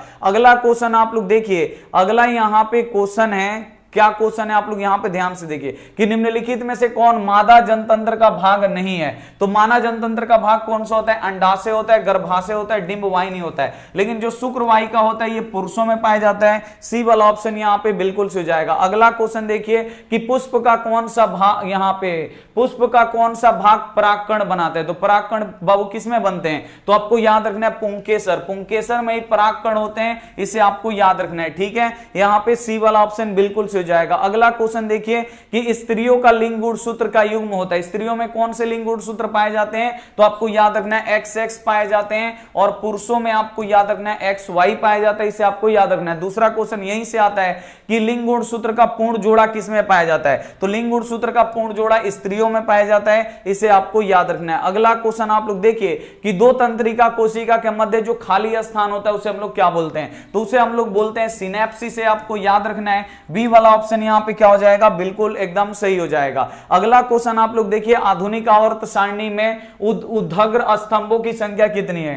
तो आधुनिक आवर्त सारणी में जो उदग्र स्तंभ है, उदग्र स्तंभ को हम लोग बोलते हैं बाबू वर्ग। वर्गों की संख्या कितनी है? उदग्र स्तंभों की संख्या 18, इसे आपको याद रखना है। और जो क्षैतिज रेखाएं हैं, क्षैतिज जो है रेखाएं, तो उनकी संख्या कितनी है? तो आपको याद रखना है 7 है, काफी ज्यादा इंपॉर्टेंट है। अगला क्वेश्चन आप लोग देखिए दिल्ली परिवहन की बसों में प्रयुक्त सीएनजी का मुख्य घटक कौन सा है? अब यहां पे पूछ रहा है कि दिल्ली में जो परिवहन होता है, मानी जो रास्ते पे गाड़ी चलती है, बस वस, उसमें सीएनजी का उपयोग होता है। तो सीएनजी का मुख्य अवयव कौन सा गैस होता है ये आपको बताना है। तो बाबू हम सबको बताएं, सीएनजी हो या आपका गोबर गैस हो या बायोगैस हो, सबका मुख्य अवयव कौन सा होता है? मेथेन गैस होता है। लेकिन एगो एलपीजी होता है, उसी का एगो ब्यूटेन होता है, इसे आपको याद रखना है। तो सीएनजी का कौन सा होगा? मीथेन गैस होगा। गोबर गैस का भी मीथेन होता है, बायोगैस का भी मीथेन होता है, इसे आपको याद रखना है। अगला क्वेश्चन आप लोग देखिए सूर्य से जो ऊर्जा विकसित होती है उस ऊर्जा स्रोत है। अब आपको बताना है सूर्य से बाबू प्रकाशीय ऊर्जा निकलता है, प्रकाश निकलता है, उष्मा निकलता है।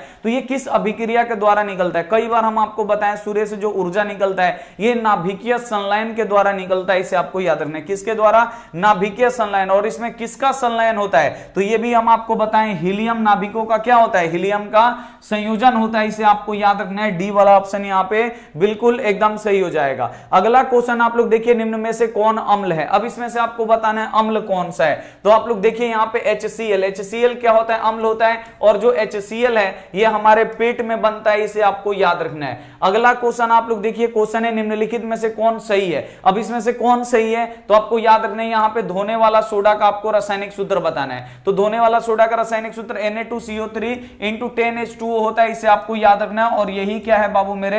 एकदम 100% सही है। अगला क्वेश्चन आप लोग देखिए कि अम्ल का पीएच मान होता है। तो जो अम्ल का पीएच मान होता है ये 7 से कम होता है, आपको याद रखना है। और जो क्षार का पीएच मान होता है 7 से अधिक होता है, इसे आपको याद रखना है। तो अम्ल का पीएच मान, तो आपको याद रखना है कि जो अम्ल का पीएच मान होता है 7 से कम होता है, और जो क्षार होता है उसका पीएच मान जो होता है 7 से अधिक होता है, इसे आपको याद रखना है। अगला क्वेश्चन आप लोग देखिए कि आवर्त सारणी में दाईं ओर रखे गए तत्व कहलाते हैं। तो आवर्त सारणी में बाबू जो दाएं बगल रखे गए हैं वो अधातु रखे गए हैं, इसे आपको याद रखना है। कौन से रखे गए हैं? अधातु रखे गए हैं। और आवर्त सारणी में बाईं ओर कौन से धातु रखे गए हैं? तो आपको याद रखना है, सॉरी यहां पे दाईं ओर धातु रखे गए हैं। दाईं ओर क्या रखे गए हैं बाबू मेरे? आपको याद रखना है धातु रखे गए हैं, और बाईं ओर अधातु रखे गए हैं, इसे आपको याद रखना है। अगला यहां पे क्वेश्चन है कि धातुओं के ऑक्साइड होते हैं। अब यहां पे आपको बताना है कि जो धातु होते हैं इसके ऑक्साइड कैसे होते हैं। तो धातु के ऑक्साइड जो होते हैं, सॉरी अधातु के जो ऑक्साइड होते हैं ये अम्लीय होते हैं, और जो धातु होते हैं इसके ऑक्साइड क्षारीय होते हैं, इसे आपको याद रखना है। नेक्स्ट क्वेश्चन पे हम लोग चलेंगे। अगला क्वेश्चन देखिए, एल्यूमिनियम निष्कर्षण किस विधि के द्वारा किया जाता है? नहीं, एल्यूमिनियम का अगर हम निष्कर्षण करना है, एल्यूमिनियम को अगर हमको निकालना है तो किस विधि का उपयोग करते हैं? तो आपको याद रखना है विद्युत अपघटन विधि के द्वारा अल्मुनिया को अलग किया जाता है अशुद्धियों से, इसे आपको याद रखना है। अगला क्वेश्चन आप लोग देखिए, एंटीमनी क्या है? बोर्ड एग्जाम में आता है कि एंटीमनी, एंटीमनी को बोलते हैं एसबी। एसबी क्या है पूछ लेगा, तो एसबी क्या है, एंटीमनी क्या है? उपधातु है, इसे आपको याद रखना है। बी वाला ऑप्शन यहां पे बिल्कुल से हो जाएगा। अगला क्वेश्चन आप लोग देखिए, अगला क्वेश्चन है कि प्राकृतिक रबड़ बहुलक है। प्राकृतिक रबड़ किसका बहुलक है? तो जो प्राकृतिक रबड़ है ये आइसोप्रीन का यहां पे क्या होता है, आइसोप्रीन का ये क्या होता है, बहुलक होता है। इसे आपको याद रखना है, इंपॉर्टेंट क्वेश्चन है। अगला क्वेश्चन आप लोग देखिए, साबुन है, तो साबुन क्या है बाबू मेरे, तो आपको याद रखना है सोडियम एसीटेट है। ये ए वाला ऑप्शन यहां पे क्या हो जाएगा, बिल्कुल एकदम सही हो जाएगा। अगला क्वेश्चन आप लोग देखिए कि वो कौन सा प्रक्रम है जिसके द्वारा शरीर में ऊर्जा उत्पादन होता है, किसके द्वारा हमें शरीर में ऊर्जा मिलता है। तो आपको याद रखना है कि शरीर में जो ऊर्जा होता है ये श्वसन के द्वारा मिलता है। यहां पे ए वाला, यहां पे वो कौन सा प्रक्रम है जिसके द्वारा शरीर में ऊर्जा का उत्पादन होता है, तो ये श्वसन के द्वारा मिलता है। ए वाला ऑप्शन यहां पे क्या हो जाएगा, बिल्कुल एकदम सही हो जाएगा। अगला क्वेश्चन आप लोग देखिए कि प्रकाश, यहां पे देखिए जब प्रकाश की किरणें हवा से कांच में प्रवेश करती है तो वो मुड़ जाएगा। हवा क्या होता है बाबू, विरल माध्यम, कांच सघन माध्यम। तो जब विरल माध्यम से सघन माध्यम में प्रकाश प्रवेश करता है तो जो प्रकाश है बाबू मेरे वो अभिलंब की तरफ मुड़ जाता है। कहां मुड़ेगा, अभिलंब के निकट चला आएगा, यानी अभिलंब की तरफ मुड़ जाएगा। इसे आपको याद रखना है, बी वाला ऑप्शन यहां पे बिल्कुल से हो जाएगा। अगला क्वेश्चन आप लोग देखिए, अगला क्वेश्चन है प्रकाश का वर्ण विक्षेपण किस उपकरण के द्वारा संभव है, यानी प्रकाश के अगर सातों रंगों को अलग अलग करना है तो किसका हम उपयोग करते हैं, तो आपको याद रखना है प्रिज्म का उपयोग करते हैं। सी वाला ऑप्शन यहां पे बिल्कुल से हो जाएगा। अगला क्वेश्चन आप लोग देखिए, अगला क्वेश्चन है इंद्रधनुष का बनना किस परिघटना पर आधारित है। तो इंद्रधनुष कैसे बनता है, तो ये प्रकाश के अपवर्तन के कारण से बनता है। इसे आप प्रकाश के वर्ण विक्षेपण के कारण क्या होता है, ये इंद्रधनुष बनता है। इसे आपको याद रखना है, सी वाला ऑप्शन यहां पे बिल्कुल से हो जाएगा। इसे आपको याद रखना है। अगला यहां पे क्वेश्चन देखिए, अगला क्वेश्चन है किस जंतु में लैंगिक और अलैंगिक दोनों प्रजनन होता है। अब आपको बताना है किस में लैंगिक और अलैंगिक दोनों प्रजनन होते हैं, तो आपको याद रखना है जो हाइड्रा होता है, हाइड्रा में लैंगिक और अलैंगिक दोनों प्रजनन होते हैं। इसे आपको याद रखना है। अगला क्वेश्चन आप लोग देखिए, अगला क्वेश्चन है अवतल लेंस का आवर्धन एम बराबर होता है। तो अवतल लेंस में जो आवर्धन एम होता है ये किसके बराबर होता है, तो v बटा यू के बराबर होता है। इसे आपको याद रखना है, v बटा यू। यहां पे डी वाला ऑप्शन दिया गया है, डी वाला ऑप्शन यहां पे बिल्कुल से हो जाएगा। अगला क्वेश्चन आप लोग देखिए, अगला क्वेश्चन है ओम के नियम को परिभाषित करने में किसका मान अचर होता है। तो आपको याद रखना है नियत ताप पर, यानी जो ताप है बाबू वो नियत रहता है, कांस्टेंट रहता है, वो नहीं बदलता है। इसे आपको याद रखना है। तो यहां पे ताप क्या हो जाएगा, बिल्कुल एकदम 100% राइट आंसर हो जाएगा। अगला क्वेश्चन देखिए, डायनेमो से कैसी धारा प्राप्त होती है। तो आपको याद रखना है कि जो डायनेमो है इससे दोनों प्रकार की धाराएं मिलती हैं, दिष्ट धारा भी मिलता है, प्रत्यावर्ती धारा भी मिलता है, यानी दोनों धाराएं मिलती हैं। सी वाला ऑप्शन यहां पे बिल्कुल सही हो जाएगा। नेक्स्ट क्वेश्चन आप लोग देखिए, अगला क्वेश्चन देखिए, वृक्क के रचनात्मक एवं क्रियात्मक इकाई को क्या बोलते हैं। दो यहां से क्वेश्चन आता है, वृक्क के रचनात्मक एवं क्रियात्मक इकाई और यहां पे तंत्रिका तंत्र के रचनात्मक एवं क्रियात्मक इकाई, दोनों क्वेश्चन आता है। तो आपको सबसे पहले याद रखना है वृक्क के रचनात्मक एवं क्रियात्मक इकाई को क्या बोलते हैं, नेफ्रॉन बोलते हैं। इसे आपको याद रखना है, डी वाला ऑप्शन बिल्कुल से हो जाएगा। और तंत्रिका तंत्र के रचनात्मक एवं क्रियात्मक इकाई को क्या बोलते हैं, तो उसे बोला जाता है न्यूरॉन। इसे आपको याद रखना है, ठीक है। दोनों क्वेश्चन आते हैं, इसे आपको याद रखना है। अगला क्वेश्चन आप लोग देखिए, लार में निम्नलिखित में से कौन सा एंजाइम पाया जाता है। हमारे मुंह से लार निकलता है तो उसमें कौन सा एंजाइम होता है, ये आपसे पूछा गया है। तो लार में बाबू कौन सा एंजाइम होता है, तो आपको याद रखना है टाइलिन नामक एंजाइम होता है। सी वाला ऑप्शन यहां पे बिल्कुल से हो जाएगा। अगला क्वेश्चन आप लोग देखिए, अगला यहां पे क्वेश्चन है बाबू मेरे की भोजन का मुख्य रूप से अवशोषण कहां पे होता है। तो भोजन का अवशोषण बाबू कहां पे होता है, तो ये आपको याद रखना है, यहां पे इलियम में होता है। यहां पे डी वाला ऑप्शन क्या हो जाएगा, बिल्कुल एकदम सही हो जाएगा। अगला क्वेश्चन आप लोग देखिए, अगला क्वेश्चन है कि मनुष्य के मस्तिष्क को कितने भागों में, यानी दिमाग को कितने भागों में बांटा गया है, तो 3 भागों में। ये प्रमस्तिष्क हो गया, यानी आगे का, बीच वाला मध्य मस्तिष्क हो गया, और तीसरा ये पीछे का पश्चिम मस्तिष्क होता है। इसे आपको याद रखना है। तो 3 भागों में बांटा गया है। सी वाला ऑप्शन यहां पे बिल्कुल से हो जाएगा। अगला यहां पे क्वेश्चन है कि अंतःस्रावी ग्रंथियां होती हैं। तो जो अंतःस्रावी ग्रंथियां होती हैं ये नलिका विहीन होती हैं, इनके, इसे आपको याद रखना है, इसमें नलिका नहीं पाई जाती है, ठीक है। ए वाला ऑप्शन यहां पे बिल्कुल से हो जाएगा। अगला क्वेश्चन देखिए, लैंगरहैंस की द्वीपिकाएं पाई जाती है। तो लैंगरहैंस की द्वीपिकाएं कहां पे पाई जाती हैं, तो ये अग्न्याशय में पाई जाती हैं। इसे आपको याद रखना है, डी वाला ऑप्शन यहां पे बिल्कुल से हो जाएगा। अगला क्वेश्चन देखिए कि पुरुषों में यौन आरंभ के लक्षण कौन से हैं। जब लड़के जवान होते हैं तो उसमें क्या क्या चेंजेज आते हैं, तो उनकी दाढ़ी और मूंछ लगता है उगने बोलने, जो कंठ है वो फूट जाते हैं, अब भारी भारी लगते हैं बोलने, जैसे हम भारी बोल रहे हैं ऐसे भारी बोलने लगते हैं, ठीक है। मांसपेशियों में उभार आने लगता है, यानी इनमें से सभी हो जाता है, इसे आपको याद रखना है। डी वाला ऑप्शन यहां पे बिल्कुल सही हो जाएगा। अगला क्वेश्चन आप लोग देखिए, मानव का उद्भव कहां पे हुआ? तो मानव का उद्भव बाबू मानी धरती पे मानव का उद्भव यानी सबसे पहले मानव कहां पे आए? तो आपको याद रखना है यहां पे अफ्रीका में, अफ्रीका में सबसे पहले मानव का उद्भव हुआ। यहां पे बी वाला ऑप्शन यहां पे बिल्कुल सही हो जाएगा। अगला क्वेश्चन आप लोग देखिए, पर्यावरण को मुख्य रूपों में कितने घटकों में बांटा गया? तो पर्यावरण जो है बाबू इसको मुख्य रूप से दो घटकों में बांटा गया है, जैव घटक और दूसरा अजैव घटक, इसे आपको याद रखना है। तो कितने घटकों में बांटा गया है? तो दो घटकों में बांटा गया है, जैव और अजैव, इसे आपको याद रखना है। अगला क्वेश्चन देखिए कि यूरो 2 का संबंध है, यूरो 2 का संबंध किससे? तो वायु प्रदूषण से, इसे आपको याद रखना है, इंपॉर्टेंट क्वेश्चन है। ए वाला ऑप्शन यहां पे बिल्कुल सही हो जाएगा। अगला क्वेश्चन देखिए, 200 सेंटीमीटर से अधिक वर्षा वाले क्षेत्रों को क्या बोलते हैं? तो जहां पे 200 सेंटीमीटर से ज्यादा वर्षा होता है उसे हम लोग क्या बोलते हैं? तो उसे हम लोग नम क्षेत्र बोलते हैं, इसे आपको याद रखना है, ठीक है, नमी वाला क्षेत्र। ए वाला ऑप्शन यहां पे क्या हो जाएगा? बिल्कुल एकदम सही हो जाएगा। अगला क्वेश्चन देखिए, पोन्स मेडुला और अनुमस्तिष्क है। पोन्स मेडुला और अनुमस्तिष्क दिमाग के किस हिस्से से बाबू संबंध रखता है? तो आपको याद रखना है प्रमस्तिष्क। प्रमस्तिष्क का मतलब जो अनुमस्तिष्क होता है, जो आगे वाला होता है मस्तिष्क, उससे संबंध है इसका, इसे आपको याद रखना है। अगला क्वेश्चन आप लोग देखिए, अगला क्वेश्चन है शुक्राणु का निर्माण होता है। यहां पे एक सेकंड, इसमें थोड़ा सा एक सेकंड, पोन्स मेडुला और जो यहां पे अनुमस्तिष्क है, ये पोन्स मेडुला अनुमस्तिष्क, अनुमस्तिष्क का मतलब आगे वाला ही मस्तिष्क, इसका संबंध किससे है? तो प्रमस्तिष्क से ही, इसे आपको याद रखना है, आगे वाला बिल्कुल सही है। अगला क्वेश्चन है कि शुक्राणु का निर्माण होता है, तो शुक्राणु का निर्माण बाबू कहां पे होता है? वृषण में होता है, इसे आपको याद रखना है। ए वाला ऑप्शन यहां पे बिल्कुल सही जाएगा। अगला क्वेश्चन देखिए, अगला क्वेश्चन है पुष्प का कौन सा भाग फल बदलता है? फल में बदलता है। तो आप सभी बच्चों को पता है कि पुष्प का जो अंडाशय होता है यही क्या बनता है बाबू? फल बनता है। बी वाला, यहां पे डी वाला ऑप्शन क्या हो जाएगा? बिल्कुल सही हो जाएगा। अगला क्वेश्चन है लिंग गुणसूत्र का पूर्ण जोड़ा किसमें पाया जाता है? तो लिंग गुणसूत्र का पूर्ण जोड़ा क्या होता है? एक्स एक्स होता है। और एक्स एक्स किसमें पाया जाता है? तो ये स्त्रियों में पाया जाता है, इसे आपको याद रखना है। बी वाला ऑप्शन बिल्कुल सही हो जाएगा। और पुरुषों में एक्स एक्स पाया जाता है, इसे आपको याद रखना है। अगला क्वेश्चन आप लोग देखिए, अगला क्वेश्चन है मानव शरीर के सामान्य कोशिकाओं में गुणसूत्रों के कितने युग्म होते हैं? युग्म का मतलब होता है जोड़ा, कितने जोड़े होते हैं? तो आपको याद रखना है, युग्म देगा तो यानी समझ जाना है जोड़ा कितना जोड़ा होता है।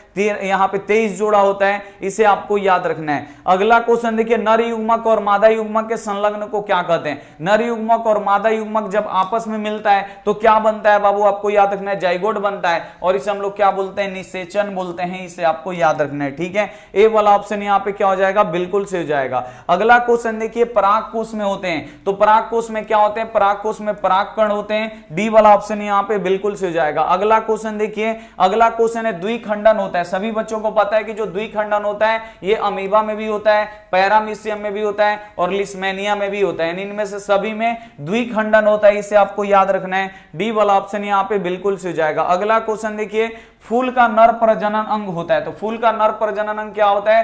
पुंकेसर होता है या पुमंग दे देगा, इसे आपको याद रखना है। पुंकेसर या पुमंग देगा, इसे आपको याद रखना है।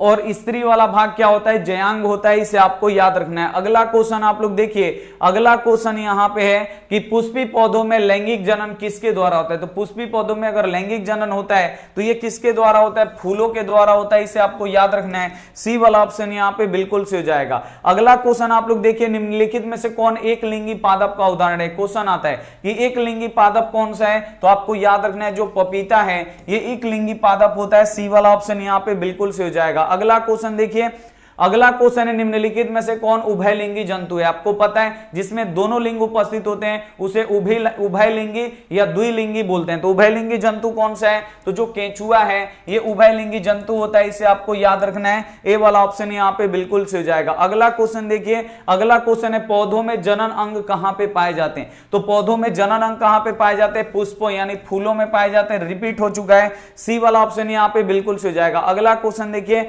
अगला क्वेश्चन इसमें से किस अलैंगिक जनन की विधि है? तो अलैंगिक जनन किस में होता है? तो आपको याद रखना है मुकुलन में अलैंगिक जनन के द्वारा होता है। बी वाला ऑप्शन यहां पे बिल्कुल से हो जाएगा। अगला क्वेश्चन अगला क्वेश्चन आप लोग देखिए, डेंगू उत्पन्न करने वाला मच्छर किस तरह के जल में पनपता है? तो जो डेंगू उत्पन्न करने वाला मच्छर होता है ये हमेशा साफ जल यानी शुद्ध जल में पनपता है। इसे आपको याद रखना है, बी वाला ऑप्शन यहां पे बिल्कुल से हो जाएगा। अगला क्वेश्चन का आप लोग आंसर दीजिए, तब तक हम थोड़ा सा पानी पी लेते हैं, ठीक है? उस समय से बोल रहे हैं, जल्दी से आप लोग इसका आप लोग क्या करिए, जवाब दे दीजिए कॉमेंट बॉक्स में, ठीक है? इसका आपको जवाब कॉमेंट बॉक्स में देना है, तब तक हम थोड़ा सा आते हैं।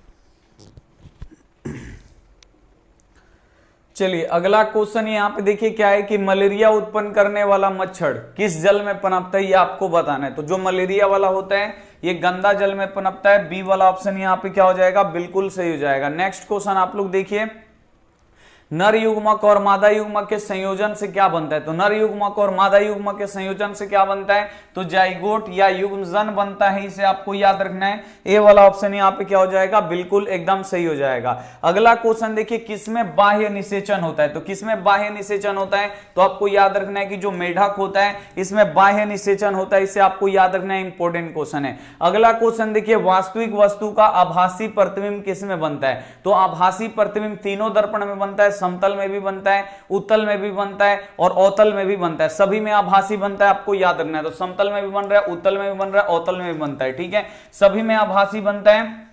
डी वाला ऑप्शन यहाँ पे बिल्कुल सही हो जाएगा। अगला क्वेश्चन देखिए, डायोप्टर उस लेंस की क्षमता होती है जिसकी फोकस दूरी होती है। तो डायोप्टर उस लेंस की क्षमता होती है जिसकी फोकस दूरी कितनी होती है? यहाँ पे 100 सेंटीमीटर, कम से कम 1 मीटर होना चाहिए। और 1 मीटर में कितना होना चाहिए? 100 सेंटीमीटर। या तो 1 मीटर देना होना चाहिए या 100 सेंटीमीटर आपका होना चाहिए। तो यहाँ पे मीटर में दिया है, तो यहाँ पे 1 मीटर दिया है। तो उस लेंस की यहाँ पे डायोप्टर क्षमता होती है जिसकी फोकस दूरी कम से कम 1 मीटर होना चाहिए। अगला क्वेश्चन आप लोग देखिए, किसी लेंस के बाहर की ओर उभरे 2 गोलीय पृष्ठ होते हैं तो इसे क्या बोलते हैं? तो बाहर की तरफ में 2 ये गोलीय पृष्ठ जो उभरे हुए होते हैं इसे हम लोग क्या बोलते हैं? तो इसे हम लोग उत्तल लेंस बोलते हैं, इसे आपको याद रखना है। सी वाला ऑप्शन यहाँ पे बिल्कुल से हो जाएगा। अगला क्वेश्चन आप लोग देखिए, अगला क्वेश्चन है, किस रंग का उपयोग हम खतरे के सिग्नल में उपयोग करते हैं, खतरे के संकेत में उपयोग करते हैं? तो आपको याद रखना है कि जो लाल रंग होता है इसका खतरे के संकेत में उपयोग करते हैं, इसे आपको याद रखना है। अगला क्वेश्चन देखिए, धातुओं में धारावाहक होते हैं। तो धातुओं में बाबू धारावाहक क्या होते हैं? तो आपको याद रखना है, मुक्त इलेक्ट्रॉन होते हैं, ठीक है?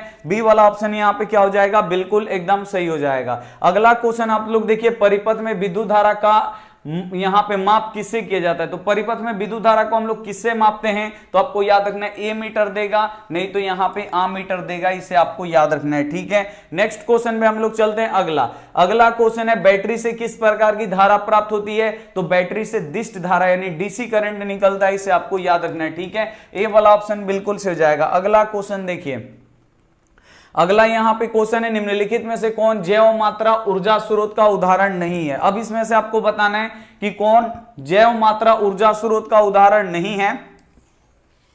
तो आपको याद रखना है नाभिकीय ऊर्जा। सी वाला ऑप्शन यहाँ पे बिल्कुल ही सही हो जाएगा। अगला क्वेश्चन आप लोग देखिए, अगला क्वेश्चन इसमें से कौन नवीकरणीय ऊर्जा का स्रोत है? नवीकरणीय का मतलब जो कभी खत्म नहीं होगा। तो आपको याद रखना है, जो सौर ऊर्जा है ये नवीकरणीय ऊर्जा का स्रोत है। सी वाला ऑप्शन यहाँ पे बिल्कुल ही सही हो जाएगा। अगला क्वेश्चन आप लोग देखिए, लिटमस रंजक बैगनी रंग का होता है जो निकाला जाता है, जो लिटमस पत्र होता है इसको हम लोग कहां से निकालते हैं? तो लिटमस पत्र हम लोग कहां से निकालते हैं? लाइकेन से निकालते हैं। और लिटमस लिटमस पत्र का हम लोग उपयोग कहां पे करते हैं, तो अम्ल और क्षार का पता लगाने में करते हैं, इसे आपको याद रखना है। अगला क्वेश्चन आप लोग देखिए, अगला क्वेश्चन है शुष्क बुझा हुआ चूने पर क्लोरीन गैस की क्रिया से कौन सा पदार्थ बनता है। तो शुष्क बुझा हुआ अगर चूना है, अगर उसमें हम क्लोरीन गैस मिलाते हैं तो क्या बनता है, हमारा विरंजक चूर्ण बनता है, इसे आपको याद रखना है। क्या बनता है, विरंजक चूर्ण। ए वाला ऑप्शन यहां पे बिल्कुल से हो जाएगा। नेक्स्ट क्वेश्चन आप लोग देखिए, अगला क्वेश्चन है सोडियम क्लोराइड का पीएच मान क्या होता है, यानी NaCl का बाबू मेरे पीएच मान क्या होता है, ये नमक है। तो आपको याद रखना है कि जो सोडियम क्लोराइड है इसका पीएच मान कितना होता है, 11 होता है, इसे आपको याद रखना है। ए वाला ऑप्शन यहां पे बिल्कुल से हो जाएगा। अगला क्वेश्चन आप लोग देखिए, अगला यहां पे क्वेश्चन है कि नीला थोथा का रासायनिक सूत्र क्या होता है। तो जो नीला थोथा होता है जिसे हम लोग तुतिया बोलते हैं, इसका रासायनिक सूत्र क्या हो, CuSO4 × 5H2O होता है, इसे आपको याद रखना है। बी वाला ऑप्शन यहां पे बिल्कुल से हो जाएगा। अगला क्वेश्चन आप लोग देखिए कि पित्तल है, अब इसमें से आपको बताना है कि पित्तल क्या है। तो पित्तल क्या है बाबू, मिश्र धातु है, इसे आपको याद रखना है। सी वाला ऑप्शन यहां पे बिल्कुल ही से हो जाएगा। अगला क्वेश्चन देखिए, ब्रोमीन अधातु किस अवस्था में पाया जाता है। तो जो ब्रोमीन है ये एक ऐसा अधातु है जो द्रव अवस्था में पाया जाता है, इसे आपको याद रखना है। ब्रोमीन, तो ब्रोमीन द्रव अवस्था में पाया जाता है, इसे आपको याद रखना है। अगला क्वेश्चन आप लोग देखिए, अगला क्वेश्चन है हीलियम के परमाणु के बाह्यतम कक्षा में कितने इलेक्ट्रॉन होते हैं। तो हाइड्रोजन का जो परमाणु संख्या होता है वो 1 होता है, और हीलियम का कितना होता है, हीलियम का 2 होता है परमाणु संख्या। तो इसके बाह्यतम कक्षा 1 इलेक्ट्रॉन होगा, तो इसके बाह्यतम कक्षा में 1 इलेक्ट्रॉन, और इसमें हीलियम में पहली कक्षा में 2 इलेक्ट्रॉन रहता है, तो इसका पहला ही क्या है, अंतिम है। तो इसमें अंतिम कक्षा में यानी इसके मतलब कक्षा में कितने इलेक्ट्रॉन है, 2 ही है, तो एक कक्षा में 2 इलेक्ट्रॉन हो गया। तो इसके अंतिम बोलिए या पहला बोलिए, इसके बाह्यतम कक्षा में कितने इलेक्ट्रॉन रहेंगे, तो 2 इलेक्ट्रॉन रहेंगे, इसे आपको याद रखना है। ठीक है, यहां पे बी वाला ऑप्शन क्या हो जाएगा, बिल्कुल एकदम राइट आंसर हो जाएगा। अगला क्वेश्चन आप लोग देखिए, स्वपोषी पोषण के लिए आवश्यक है। तो बाबू स्वपोषी पोषण किस में होता है, तो हरे पेड़ पौधों में होता है। और स्वपोषी पोषण के लिए क्या आवश्यकता होता है, तो कार्बन डाइऑक्साइड, क्लोरोफिल और सूर्य का प्रकाश, यानी इनमें से सभी की जरूरत पड़ती है। डी वाला ऑप्शन यहां पे बिल्कुल से हो जाएगा। अगला क्वेश्चन आप लोग देखिए, अगला क्वेश्चन है कवक में पोषण की कौन सी विधि होती है। तो कवक में बाबू पोषण की कौन सी विधि होती है, तो आपको याद रखना है कि जो कवक होता है इसमें पोषण की आपको याद रखना है, मृत जीवी पोषण होता है, इसे आपको याद रखना है। और कवक को हम लोग क्या बोलते हैं, अपघटक भी बोलते हैं, इसे आपको याद रखना है। अगला क्वेश्चन देखिए, क्लोरोफिल वर्णक का रंग होता है। तो क्लोरोफिल वर्णक का रंग कौन सा होता है, तो आपको याद रखना है कि जो क्लोरोफिल वर्णक होता है इसका जो रंग होता है ये हरा होता है, इसीलिए पेड़ पौधों की जो पत्तियां होती हैं ये हरी दिखाई देती हैं, इसे आपको याद रखना है। अगला क्वेश्चन आप लोग देखिए, पायरुवेट के विखंडन से ये कार्बन डाइऑक्साइड, जल तथा ऊर्जा देता है, और ये क्रिया कहां पे होती है, माइटोकॉन्ड्रिया में होती है, इसे आपको याद रखना है। ठीक है, अगला क्वेश्चन आप लोग देखिए, हमारे आहार में अगर आयोडीन की कमी हो जाए तो कौन सा रोग होता है। तो हमारे आहार में अगर आयोडीन की कमी हो जाएगा तो हमें गवाइटर रोग भी हो जाएगा, जिसे गलगंड भी बोलते हैं, जिसे घेंघा भी बोलते हैं, यानी गवाइटर, गलगंड या घोघा रोग हो जाएगा। इसमें से सभी आपको यहां पे याद रखना है। अगला क्वेश्चन देखिए, एस्ट्रोजन यहां पे स्रावित होता है। यहां पे आपसे पूछ रहा है कि जो एस्ट्रोजन है वो कहां से स्रावित होता है, यानी कहां से निकलता है। तो एक होता है एंड्रोजन, तो जो एंड्रोजन होता है ये वृषण से निकलता है, ये नरलिंग हार्मोन है। और यहां पे एस्ट्रोजन है, तो जो एस्ट्रोजन होता है ये स्त्रीलिंग हार्मोन होता है, और ये कहां से स्रावित होता है, तो ये अंडाशय से स्रावित होता है। बी वाला ऑप्शन यहां पे बिल्कुल ही से हो जाएगा। नेक्स्ट क्वेश्चन आप लोग देखिए, अगला क्वेश्चन है घेंघा किस समुदाय का प्राणी है। अब यहां पे आपको बताना है कि जो घेंघा है ये किस समुदाय का प्राणी है। तो घेंघा आपको याद रखना है कि जो घेंघा है ये मोलस्का का प्राणी है। ए वाला ऑप्शन यहां पे बिल्कुल से हो जाएगा। अगला क्वेश्चन आप लोग देख लीजिए, अगला यहां पे क्वेश्चन है, निम्नलिखित में से किसे आप उपभोक्ता की श्रेणी में रखेंगे।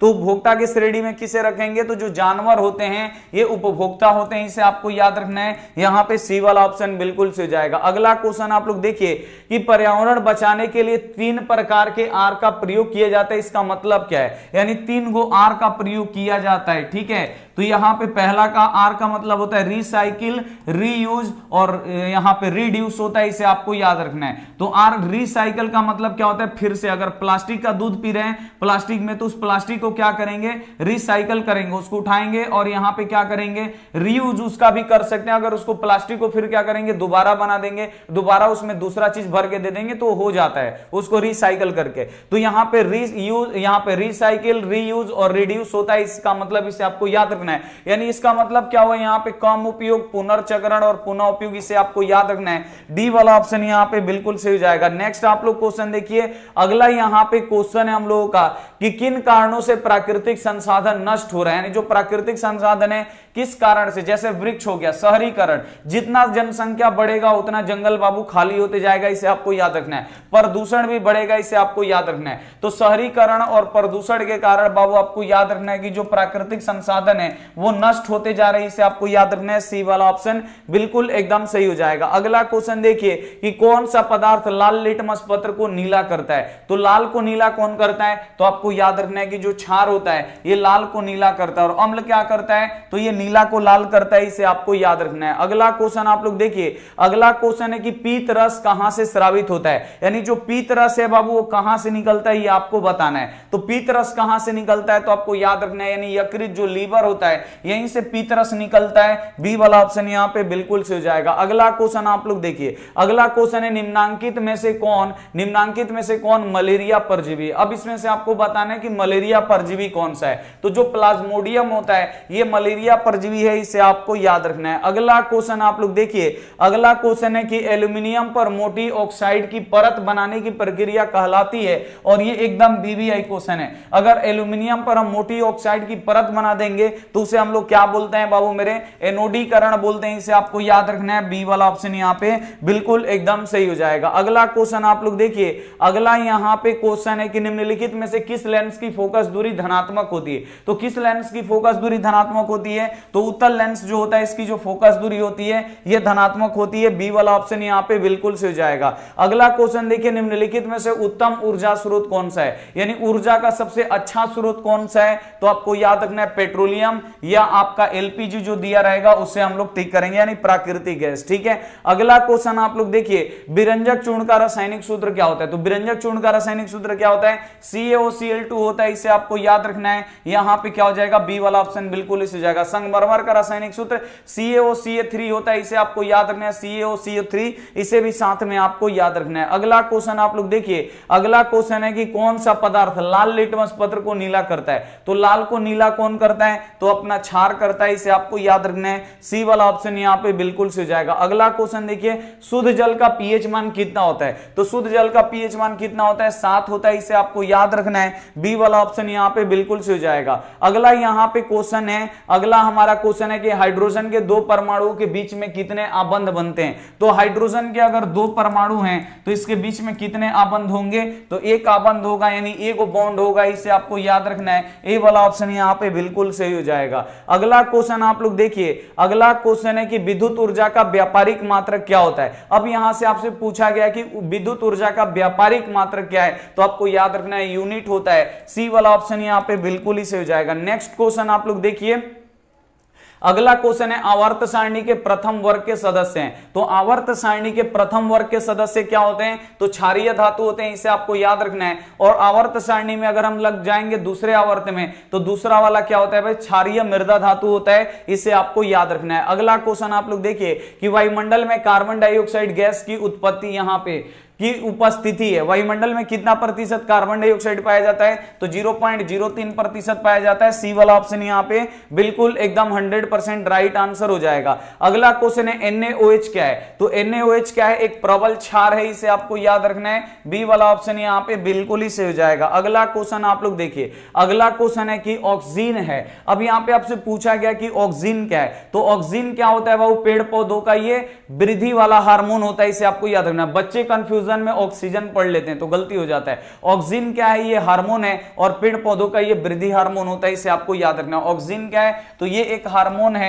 ए वाला ऑप्शन यहां पे क्या हो जाएगा, बिल्कुल एकदम सही हो जाएगा। अगला क्वेश्चन देखिए, स्वपोषी पोषण के लिए आवश्यक है कार्बन डाइऑक्साइड, क्लोरोफिल और सूर्य का प्रकाश, ये सभी की जरूरत पड़ती है। डी वाला ऑप्शन यहां पे बिल्कुल ही सही हो जाएगा। अगला क्वेश्चन आप लोग देखिए, अगला यहां पे क्वेश्चन है कि मनुष्य के शरीर की सबसे बड़ी ग्रंथि कौन सी है। तो मनुष्य के शरीर की बाबू सबसे बड़ी ग्रंथि का बात किया जाए तो लीवर होगा, इसे आपको याद रखना है, ए वाला ऑप्शन बिल्कुल से हो जाएगा। अगला क्वेश्चन आप लोग देखिए, पादप हार्मोन का उदाहरण है, तो पादप हार्मोन का कौन सा उदाहरण है, तो आपको याद रखना है कि जो पादप हार्मोन होता है ये होता है, आपको याद रखना है, पेप्सिन नहीं होता है, एड्रेनलिन नहीं होता है, टेस्टोस्टेरोन नहीं होता है, क्या होता है, ऑक्सिन होता है, जिबरेलिन होता है, साइटोकाइनिन होता है, एफसीसी अम्ल होता है और एथिलीन होता है, इसे आपको याद रखना है। ठीक है, ये आपको 5 हार्मोन होते हैं, इसे आपको याद रखना है। किस उपकरण में धन और ऋण आवेश का चिन्ह नहीं होता है, यानी किसमें धन यानी प्लस माइनस का चिन्ह नहीं होता है, तो आपको याद रखना है कुंडली में नहीं होता है, सी वाला ऑप्शन यहां पे बिल्कुल से हो जाएगा। अगला क्वेश्चन आप लोग देखिए, अगला क्वेश्चन है सरल सूक्ष्मदर्शी में किसका उपयोग होता है, तो सरल सूक्ष्मदर्शी में हम किसका उपयोग करते हैं, तो आपको याद रखना है उत्तल लेंस का प्रयोग करते हैं, डी वाला ऑप्शन यहां पे बिल्कुल ही से हो जाएगा। नेक्स्ट क्वेश्चन आप लोग देख लीजिए, अगला यहां पे क्वेश्चन है निम्नांकित में से कौन लवण है। अब इसमें आपको बताना है लवण कौन सा है,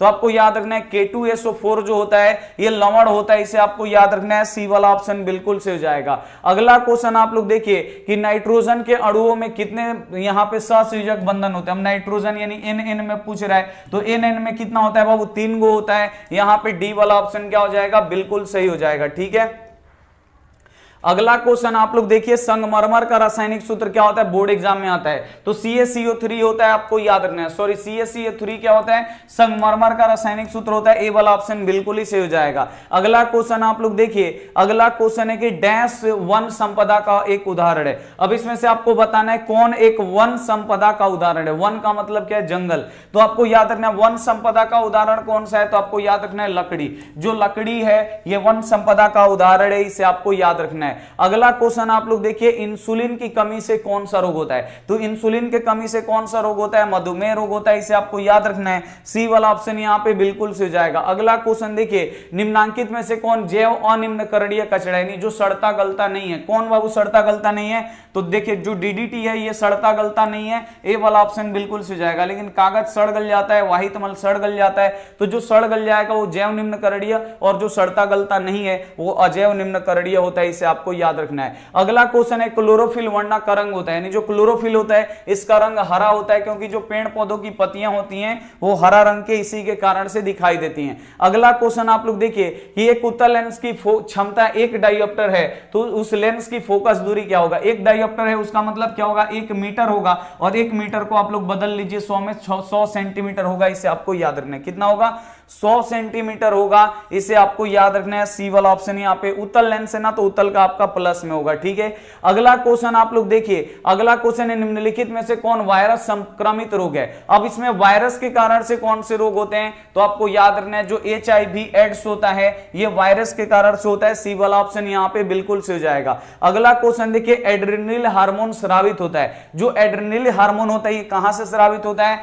ये अधिवृक्क ग्रंथि से स्रावित होता है, डी वाला ऑप्शन यहां पे बिल्कुल से हो जाएगा। अगला क्वेश्चन आप लोग देखिए, अगला क्वेश्चन है कि जब लिटमस विलयन ना तो अम्लीय होता है और ना तो क्षारीय होता है तो विलयन का रंग होता है, तो जब ना ही वो अम्लीय होगा ना ही वो क्षारीय होगा तो लिटमस का रंग कैसा रहेगा, बैगनी ही रहेगा, इसे आपको याद रखना है, सी वाला ऑप्शन बिल्कुल से हो जाएगा। अगला क्वेश्चन आप लोग देखिए, श्वसन का अंतिम उत्पादक क्या है, यानी श्वसन करते हैं तो उसका अंतिम में हमें क्या मिलता है, तो कार्बन डाइऑक्साइड, जल और ऊर्जा का प्राप्ति होता है, इसे आपको याद रखना है, डी वाला ऑप्शन यहां पे बिल्कुल ही सही हो जाएगा। अगला क्वेश्चन आप लोग देखिए, अगला क्वेश्चन है निम्नलिखित प्रकाश के किन रंगों, यहां पे प्रकाश के रंगों में से किस रंग का अपवर्तनांक अधिकतम होता है, किस रंग का अपवर्तनांक बाबू अधिकतम होता है, तो आपको याद रखना है लाल रंग का अपवर्तनांक अधिक होता है और बैगनी रंग का जो अपवर्तनांक होता है ये कम होता है, इसे आपको याद रखना है। ठीक है, याद रहेगा। अगला क्वेश्चन आप लोग देखिए, अगला यहां पे क्वेश्चन है निम्नलिखित में से कौन अधातु है। अब इसमें से आपको पहचानना है बाबू मेरे अधातु कौन सा है, तो आपको याद रखना है कार्बन, जो कार्बन होता है ये अधातु होता है, ए वाला ऑप्शन यहां पे बिल्कुल ही से हो जाएगा। अगला क्वेश्चन आप लोग देखिए कि रासायनिक अभिक्रिया के दौरान किसी पदार्थ में से ऑक्सीजन का योग क्या कहलाता है, रासायनिक अभिक्रिया हो रहा है और उसमें ऑक्सीजन जुट रहा है तो उसे हम लोग क्या बोलते हैं, उपचयन बोलते हैं, इसे आपको याद रखना है, क्या बोलते हैं, उपचयन बोलते हैं, बी वाला ऑप्शन बिल्कुल ही से हो जाएगा। अगला क्वेश्चन आप लोग देखिए, अगला क्वेश्चन है यहाँ पे कि अति भारण के समय विद्युत परिपथ में विद्युत धारा का मान, तो अति भारण हो, ओवरलोडिंग हो या शॉर्ट सर्किट हो, इसमें विद्युत धारा का मान क्या होता है, बहुत अधिक बढ़ जाता है, सी वाला ऑप्शन यहाँ पे बिल्कुल से हो जाएगा। अगला क्वेश्चन आप लोग देखिए, निम्न में से किसी माध्यम में प्रकाश की चाल अधिकतम होती है। किस माध्यम में, यहाँ पे सॉरी बोल रहा है कि किस माध्यम में प्रकाश की चाल अधिक होता है, तो आपको याद रखना है कि जो यहाँ पे अब इसमें बोल रहा है किस माध्यम में प्रकाश की चाल अधिक होता है, तो निर्वात में प्रकाश की चाल सबसे अधिक होता है। और जब निर्वात में बाबू नहीं दिया रहेगा तो उसके बाद किस में होता है, तो निर्वात के बाद हवा में होता है। इसे आपको याद रखना है। तो जब निर्वात नहीं दिया रहेगा